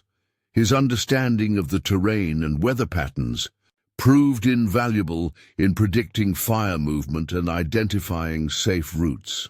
Finally, on the 4th day, a combination of firefighting efforts and a fortunate change in wind direction turned the tide. As the immediate danger passed, Shadow began the equally challenging task of managing the return of the displaced wildlife to their territories. The copper stallion's organizational abilities proved just as impressive during the recovery phase. He systematically guided different bands back to their home ranges, helping to prevent territorial disputes that often occur when large numbers of animals return to an area simultaneously. "Look at how he's timing their return," Dr. Rodriguez observed. He's bringing back the bands in a specific order that minimizes conflict and allows for efficient resource sharing. This level of social organization is extraordinary. The fire had left parts of the preserve scarred, but Shadow's evacuation strategy had succeeded in saving not just the horse populations, but many other species as well. The copper stallion's actions during the crisis became the subject of intensive study as researchers sought to understand how his intelligence could inform future wildlife disaster management protocols. Emma's documentation of Shadow's behavior during the fire crisis became the foundation for a new approach to wildlife emergency response. Her detailed observations of his communication methods and evacuation strategies were incorporated into preserve management plans across the country. Shadow showed us that wildlife can be more than just victims during natural disasters, she explained during a presentation to emergency management officials. With the right understanding and support, they can be valuable partners in preservation efforts. The fire crisis had also transformed Jimmy's role in the preserve community. His ability to interpret Shadow's behavior had proved crucial during the emergency, leading to the development of new protocols for human-animal cooperation during natural disasters. One morning, as the preserve began its recovery, Jimmy sat on his observation platform, watching Shadow guide a group of young horses through a training exercise he had developed. The copper stallion was teaching them to recognize and respond to various environmental signals, passing on his knowledge to the next generation. He's not just leading them, Jimmy explained to Dr. Chen, who was documenting the session. He's teaching them how to survive, how to work together, how to be part of something larger than themselves. The legacy of Shadow's actions during the fire crisis extended far beyond the preserve's boundaries. His demonstration of strategic thinking, empathy, and cooperation had captured the imagination of the scientific community and the public alike, leading to a fundamental shift in how people viewed wild animal intelligence. As spring progressed and new growth began to cover the fire-scarred landscape, Shadow continued his work of rebuilding and strengthening the preserve's wild horse communities. His methods of organization and communication became the subject of intensive study, offering new insights into the capabilities of wild animals. Jimmy often reflected on how far they had come from that first encounter. What had started as a connection between a broken man and a wild horse had grown into something that was changing the very way humans thought about their relationship with the natural world. The copper stallion had shown them that intelligence, compassion, and cooperation weren't uniquely human traits. They were survival strategies that all species could share. In doing so, he had helped create a new model of conservation that recognized and worked with the natural wisdom of wild animals. As the sun set on another day at the preserve, Shadow approached the platform one last time, his copper coat glowing in the evening light. In his wise eyes, Jimmy saw not just intelligence, but a vision of how humans and animals could work together to face the challenges of a changing world. Their partnership had become more than just a remarkable story. It was a blueprint for a new way of thinking about conservation, one that recognized the extraordinary capabilities of wild animals and the importance of learning from their natural wisdom. As summer returned to the preserve, bringing with it the anniversary of Shadow's first appearance, a remarkable discovery pushed the boundaries of what everyone thought they knew about wild horse intelligence. The copper stallion began exhibiting behaviors that suggested he was actively teaching younger horses not just survival skills, but complex problem-solving strategies. Early one morning, Jimmy noticed Shadow working with a group of yearlings from various bands. The copper stallion was demonstrating a sophisticated method of testing ground stability near water sources, a crucial skill in the desert environment where flash floods could create dangerous sinkholes. What we're seeing isn't just mentorship, Dr. Chen explained, watching through high-powered binoculars. He's breaking down complex concepts into learnable steps, adjusting his teaching methods based on each young horse's response. This is pedagogical behavior we previously thought existed only in primates and certain marine mammals. The teaching sessions became more elaborate as summer progressed. Shadow would create controlled challenges for the young horses, setting up scenarios that required them to think through problems rather than simply react. He used different approaches, for different learners, showing remarkable awareness of individual learning styles. He's building a knowledge transfer system, Emma observed, her journal filling with detailed sketches of Shadow's teaching methods. It's like he's creating a school for wild horses, ensuring that crucial survival skills and social behaviors are passed on to the next generation. The implications of Shadow's teaching activities reached far beyond the preserve. Wildlife researchers from around the world arrived to study his methods, hoping to understand how this knowledge could be applied to conservation efforts for other species.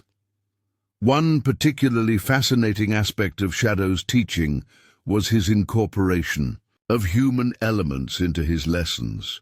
He would deliberately lead young horses to observation platforms, water stations, and other human-made structures, teaching them how to safely interact with these features of their environment. He's preparing them for a world where coexistence with humans is inevitable, Jimmy explained to a group of visiting researchers. But he's doing it in a way that maintains their wild nature while building their adaptability. The copper stallion's influence extended to the preserve's management practices as well. His teaching activities revealed patterns of horse learning and development that led to significant changes in how wild horse populations were supported and protected. Dr. Rodriguez incorporated Shadow's methods into a new program for rehabilitating injured or traumatized wild horses. We're learning from him how to speak their language, she explained. Instead of imposing our methods, we're following his lead in understanding how horses naturally learn and adapt. The success of this approach became evident when a group of rescued horses from a failed sanctuary in Nevada were introduced to the preserve. Shadow took an immediate interest in these traumatized animals, developing a careful rehabilitation program that combined physical recovery with social reintegration. Watch how he's pairing each newcomer with a stable member of his band, Emma pointed out during one observation session. He's creating a buddy system that provides support while allowing the new horses to regain their confidence. The rehabilitation process became a model for wild horse recovery programs nationwide. Shadow's methods proved remarkably effective at helping troubled horses rediscover their natural abilities while developing the skills needed to thrive in the modern world. Jimmy found himself deeply moved by Shadow's dedication to teaching and healing. The Copper Stallion's patient work with troubled horses reminded him of his own journey from despair to purpose, guided by this remarkable animal's wisdom. One morning, something extraordinary happened that demonstrated the full extent of Shadow's teaching capabilities.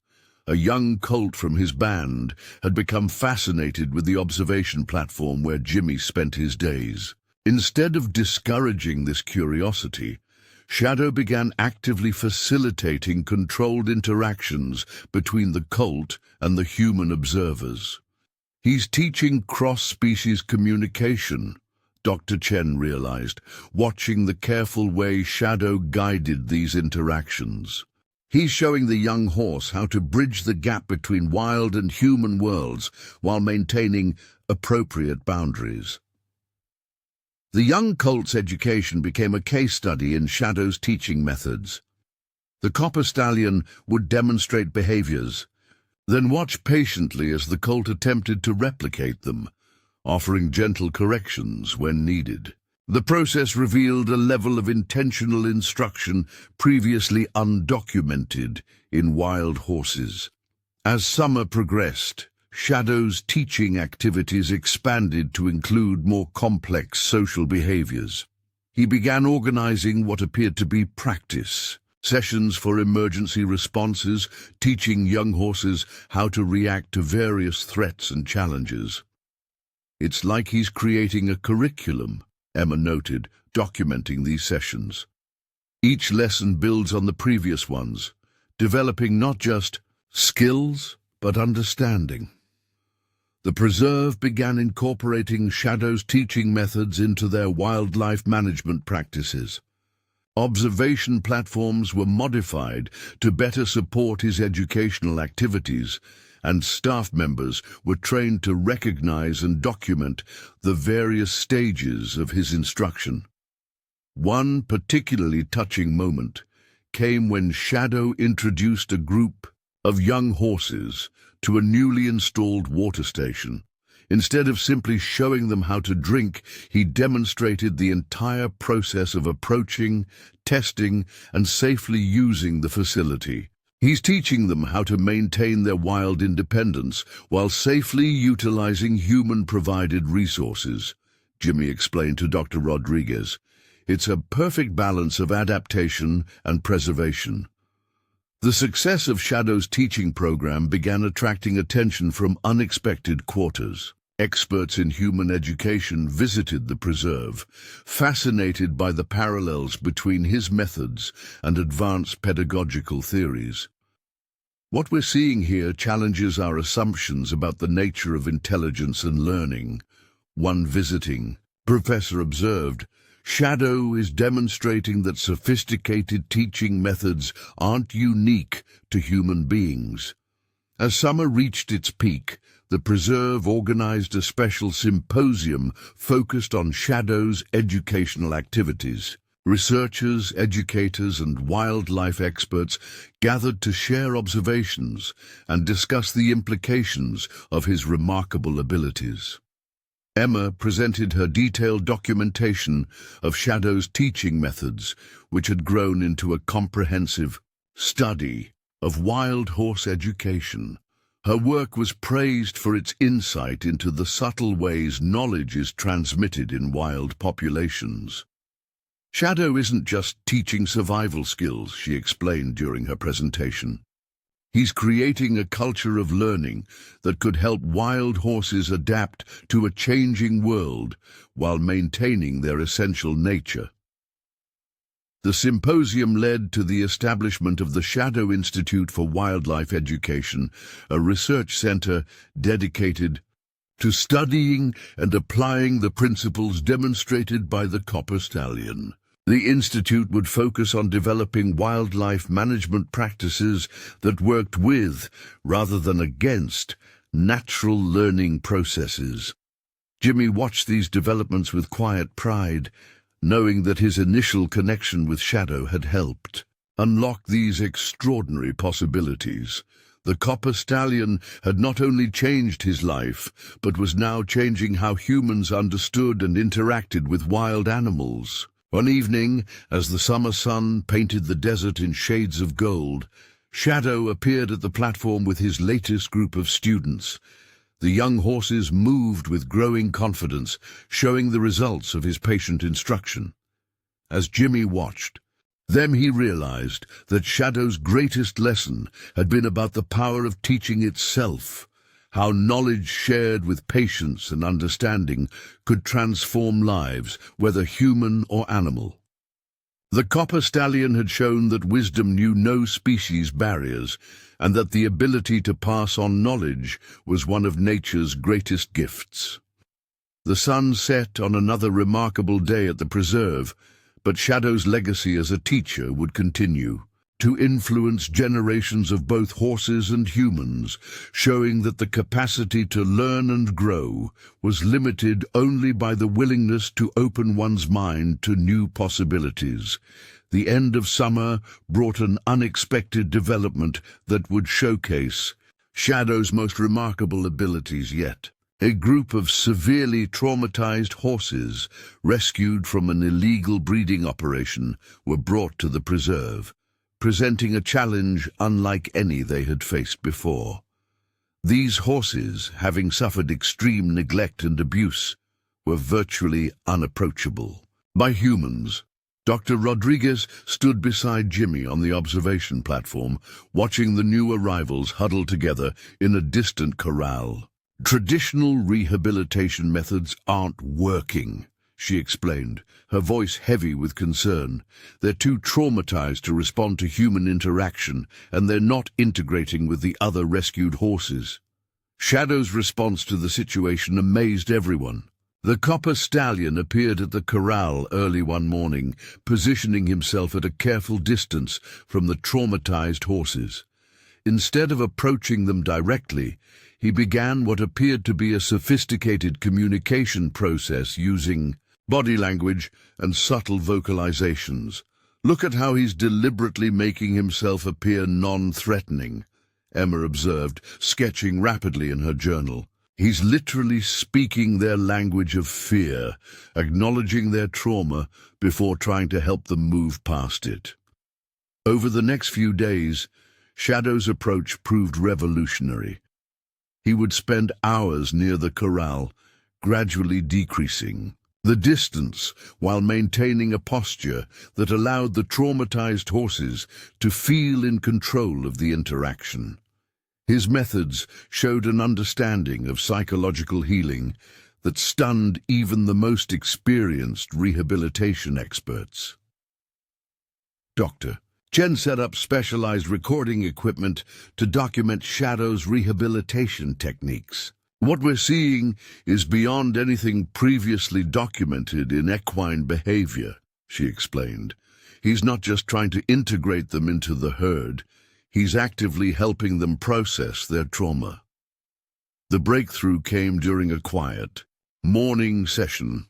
Shadow had brought several members of his band to the corral, including some of the younger horses he had been teaching. To everyone's amazement, he orchestrated what appeared to be a demonstration of trust-building exercises. "He's using his students as teaching assistants," Jimmy realized, watching the interaction unfold. "They're showing the traumatized horses that healing is possible, that trust can be rebuilt." The rehabilitated horses from Shadow's previous teaching efforts played a crucial role in this process. They served as living proof that recovery was possible, their confident and balanced behavior providing a model for their traumatized counterparts to follow. Over the following weeks, Shadow developed an increasingly sophisticated rehabilitation program. He would work with small groups of traumatized horses, using a combination of gentle guidance and carefully structured social interactions to help them rediscover their natural behaviors. Emma's documentation of these sessions revealed patterns that would revolutionize equine therapy practices. "He's created a peer support system," she explained during a presentation to visiting veterinarians. "The horses who have already healed are actively participating in helping others recover." The success of Shadow's methods attracted attention from mental health professionals working with trauma recovery in humans. They saw parallels between his approach and advanced psychological healing techniques. "What Shadow has intuitively developed mirrors many of our most effective trauma-informed therapy practices," noted Dr. Sarah Collins, a visiting psychologist. "He understands that healing requires safety, connection, and the gradual rebuilding of trust." One particularly moving moment came when Shadow introduced the recovering horses to the preserve's water stations. Instead of just showing them how to drink, he created a social gathering space where they could practice normal horse behaviors in a supportive environment. "He's not just teaching them survival skills," Jimmy explained to observers. "He's helping them rediscover joy, showing them that life can be more than just enduring past trauma." The transformation in the rescued horses was remarkable. Under Shadow's guidance, they gradually emerged from their shells of fear, beginning to display natural curiosity and social behaviors. Their progress challenged conventional wisdom about the limitations of trauma recovery in animals. Dr. Rodriguez incorporated Shadow's methods into the preserve's official rehabilitation protocols. "What he's showing us about the healing process," could change how we approach animal rehabilitation worldwide, she noted during a staff training session. The Copper Stallion's work with the traumatized horses led to the establishment of a specialized healing center within the preserve. The facility, named Shadow's Haven, would focus on rehabilitating severely traumatized wild horses using the methods he had demonstrated. As autumn approached, Shadow's success with the rescued horses had another unexpected effect. His methods began influencing human trauma recovery programs, particularly those working with individuals who had difficulty engaging with traditional therapy approaches. The preserve started hosting workshops where mental health professionals could observe Shadow's techniques and discuss their applications to human therapy. The Copper Stallion's intuitive understanding of trauma recovery offered fresh insights into the healing process. Jimmy found himself deeply moved by Shadow's dedication to healing others. The Copper Stallion's patient work with traumatized horses reminded him of his own journey from despair to purpose, guided by this remarkable animal's wisdom. One crisp morning, as Shadow led his latest group of recovering horses on a tour of the preserve, Jimmy noticed something extraordinary. The formerly traumatized animals weren't just following Shadow. They were beginning to show leadership qualities themselves, helping newer arrivals adjust to life at the preserve. "He's not just healing them," Emma observed, her journal filling with notes about this new development.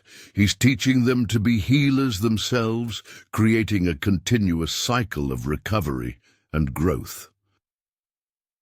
The impact of Shadow's work extended far beyond the preserve's boundaries. His successful rehabilitation of the traumatized horses became a model for wildlife recovery programs worldwide, demonstrating that even the most severely damaged animals could find healing through proper support and understanding. As the season changed, bringing cooler winds to the desert, Shadow's legacy as a healer continued to grow. The Copper Stallion had shown that trauma recovery wasn't just about surviving past wounds. It was about rediscovering the capacity for joy, trust, and connection. One evening, as the sun set behind the mountains, Jimmy watched Shadow with his expanded family of healed and healing horses. The Copper Stallion stood like a sentinel against the darkening sky, his presence a testament to the transformative power of compassion and understanding.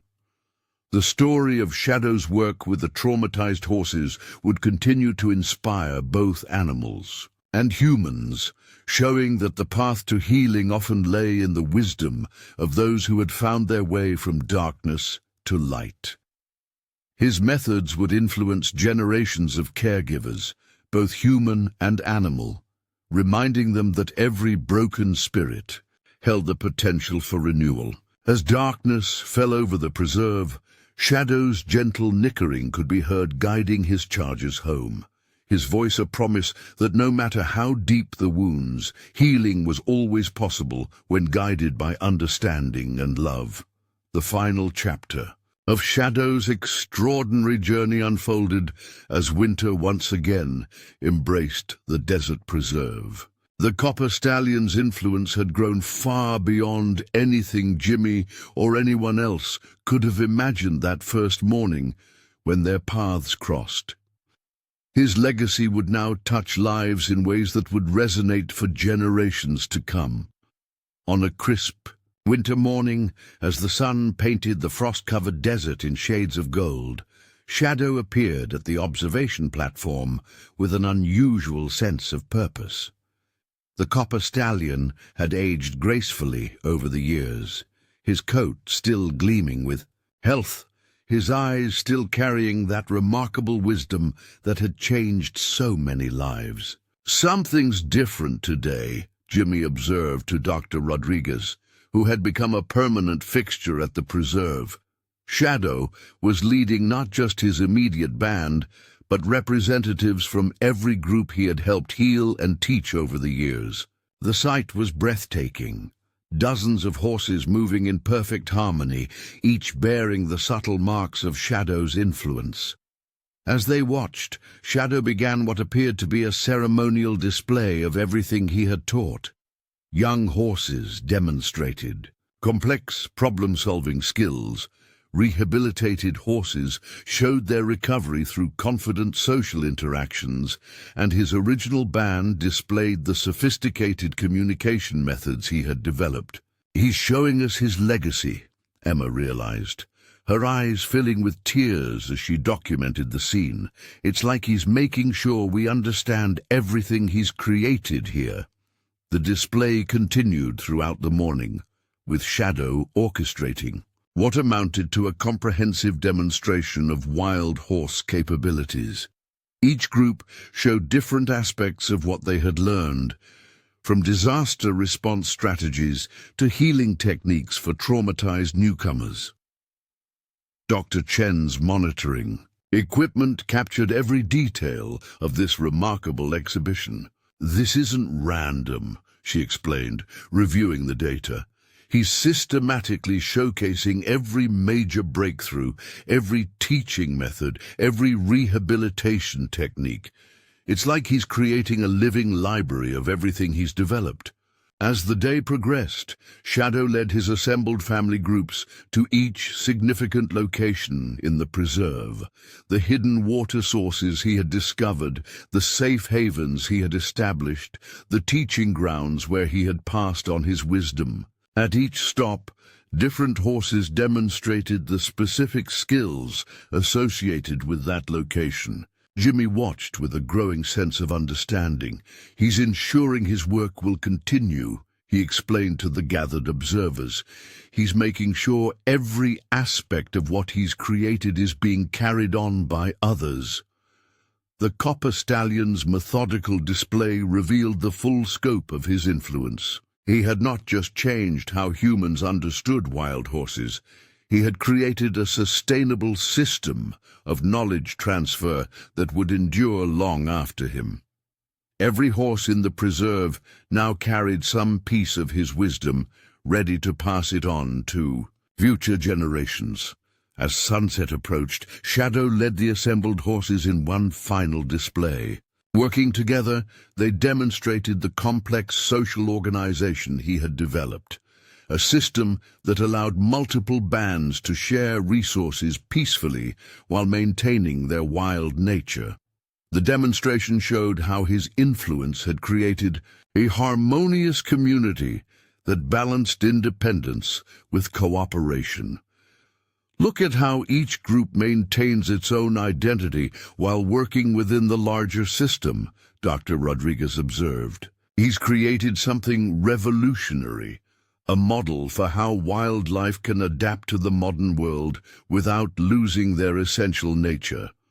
The Copper Stallion's final gift to the preserve was this living testament to what was possible when humans and animals worked together in mutual respect and understanding. His methods had proven that wildlife conservation didn't have to mean choosing between preservation and adaptation. Both were possible with the right approach. Emma's documentation of this remarkable day would become the foundation for future wildlife management programs worldwide.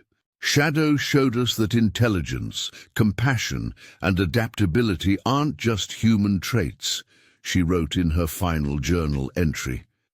They're natural qualities that emerge when we create the right conditions for them to flourish. As night fell, over the desert, Shadow approached the observation platform one last time. His eyes met Jimmy's with that same profound connection that had started their journey years ago. In that moment, Jimmy understood that while their daily interactions might be ending, Shadow's influence would continue through the countless lives he had touched. The Copper Stallion's legacy was secure. He had transformed a simple desert preserve into a living laboratory of wildlife intelligence and adaptation. More importantly, he had shown that the barriers between human and animal understanding were far more permeable than anyone had imagined. The preserve itself would continue as a testament to Shadow's vision. The Shadow Institute for Wildlife Education would carry on his work, studying and implementing the methods he had developed. His approaches to teaching, healing, and community building would influence wildlife management practices for generations to come. As Shadow turned to rejoin his band, his copper coat gleaming one last time in the desert twilight, Jimmy felt not sadness, but profound gratitude. Their unexpected friendship had sparked a revolution in how humans understood and interacted with the natural world. The Copper Stallion's story would be told and retold, inspiring future generations to look beyond their preconceptions about wildlife intelligence and capability. His legacy would live on in every wild horse that found healing at the preserve, every researcher who studied his methods, and every person who learned to see animals with new eyes. In the years that followed, the preserve would continue to evolve and grow, guided by the principles Shadow had established. His methods would help countless other wild horses find their way from trauma to healing, from fear to confidence, from isolation to community. Jimmy would remain at the heart of this ongoing work, sharing the wisdom he had gained through his remarkable partnership with Shadow. Their story would become a symbol of what was possible when humans opened their hearts to unexpected teachers and dared to believe in the extraordinary potential that existed in the natural world. As the stars emerged over the desert landscape, their light seemed to echo the bright spirit of the Copper Stallion who had changed so many lives. Shadow's journey from a mysterious visitor to a revolutionary force in wildlife conservation had shown that sometimes the most profound changes come from the most unexpected sources. His legacy would continue to inspire and guide future generations, reminding them that wisdom could be found in the most unlikely places, that healing was always possible, and that the bonds between humans and animals could transform both in ways that defied imagination.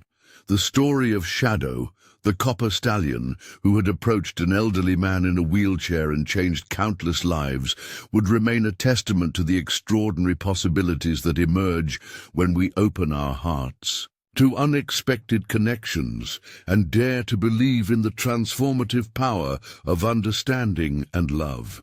Up next, you've got two more standout stories right on your screen. If this one hit the mark, you won't want to pass these up. Just click and check them out. And don't forget to subscribe and turn on the notification bell so you don't miss any upload from us.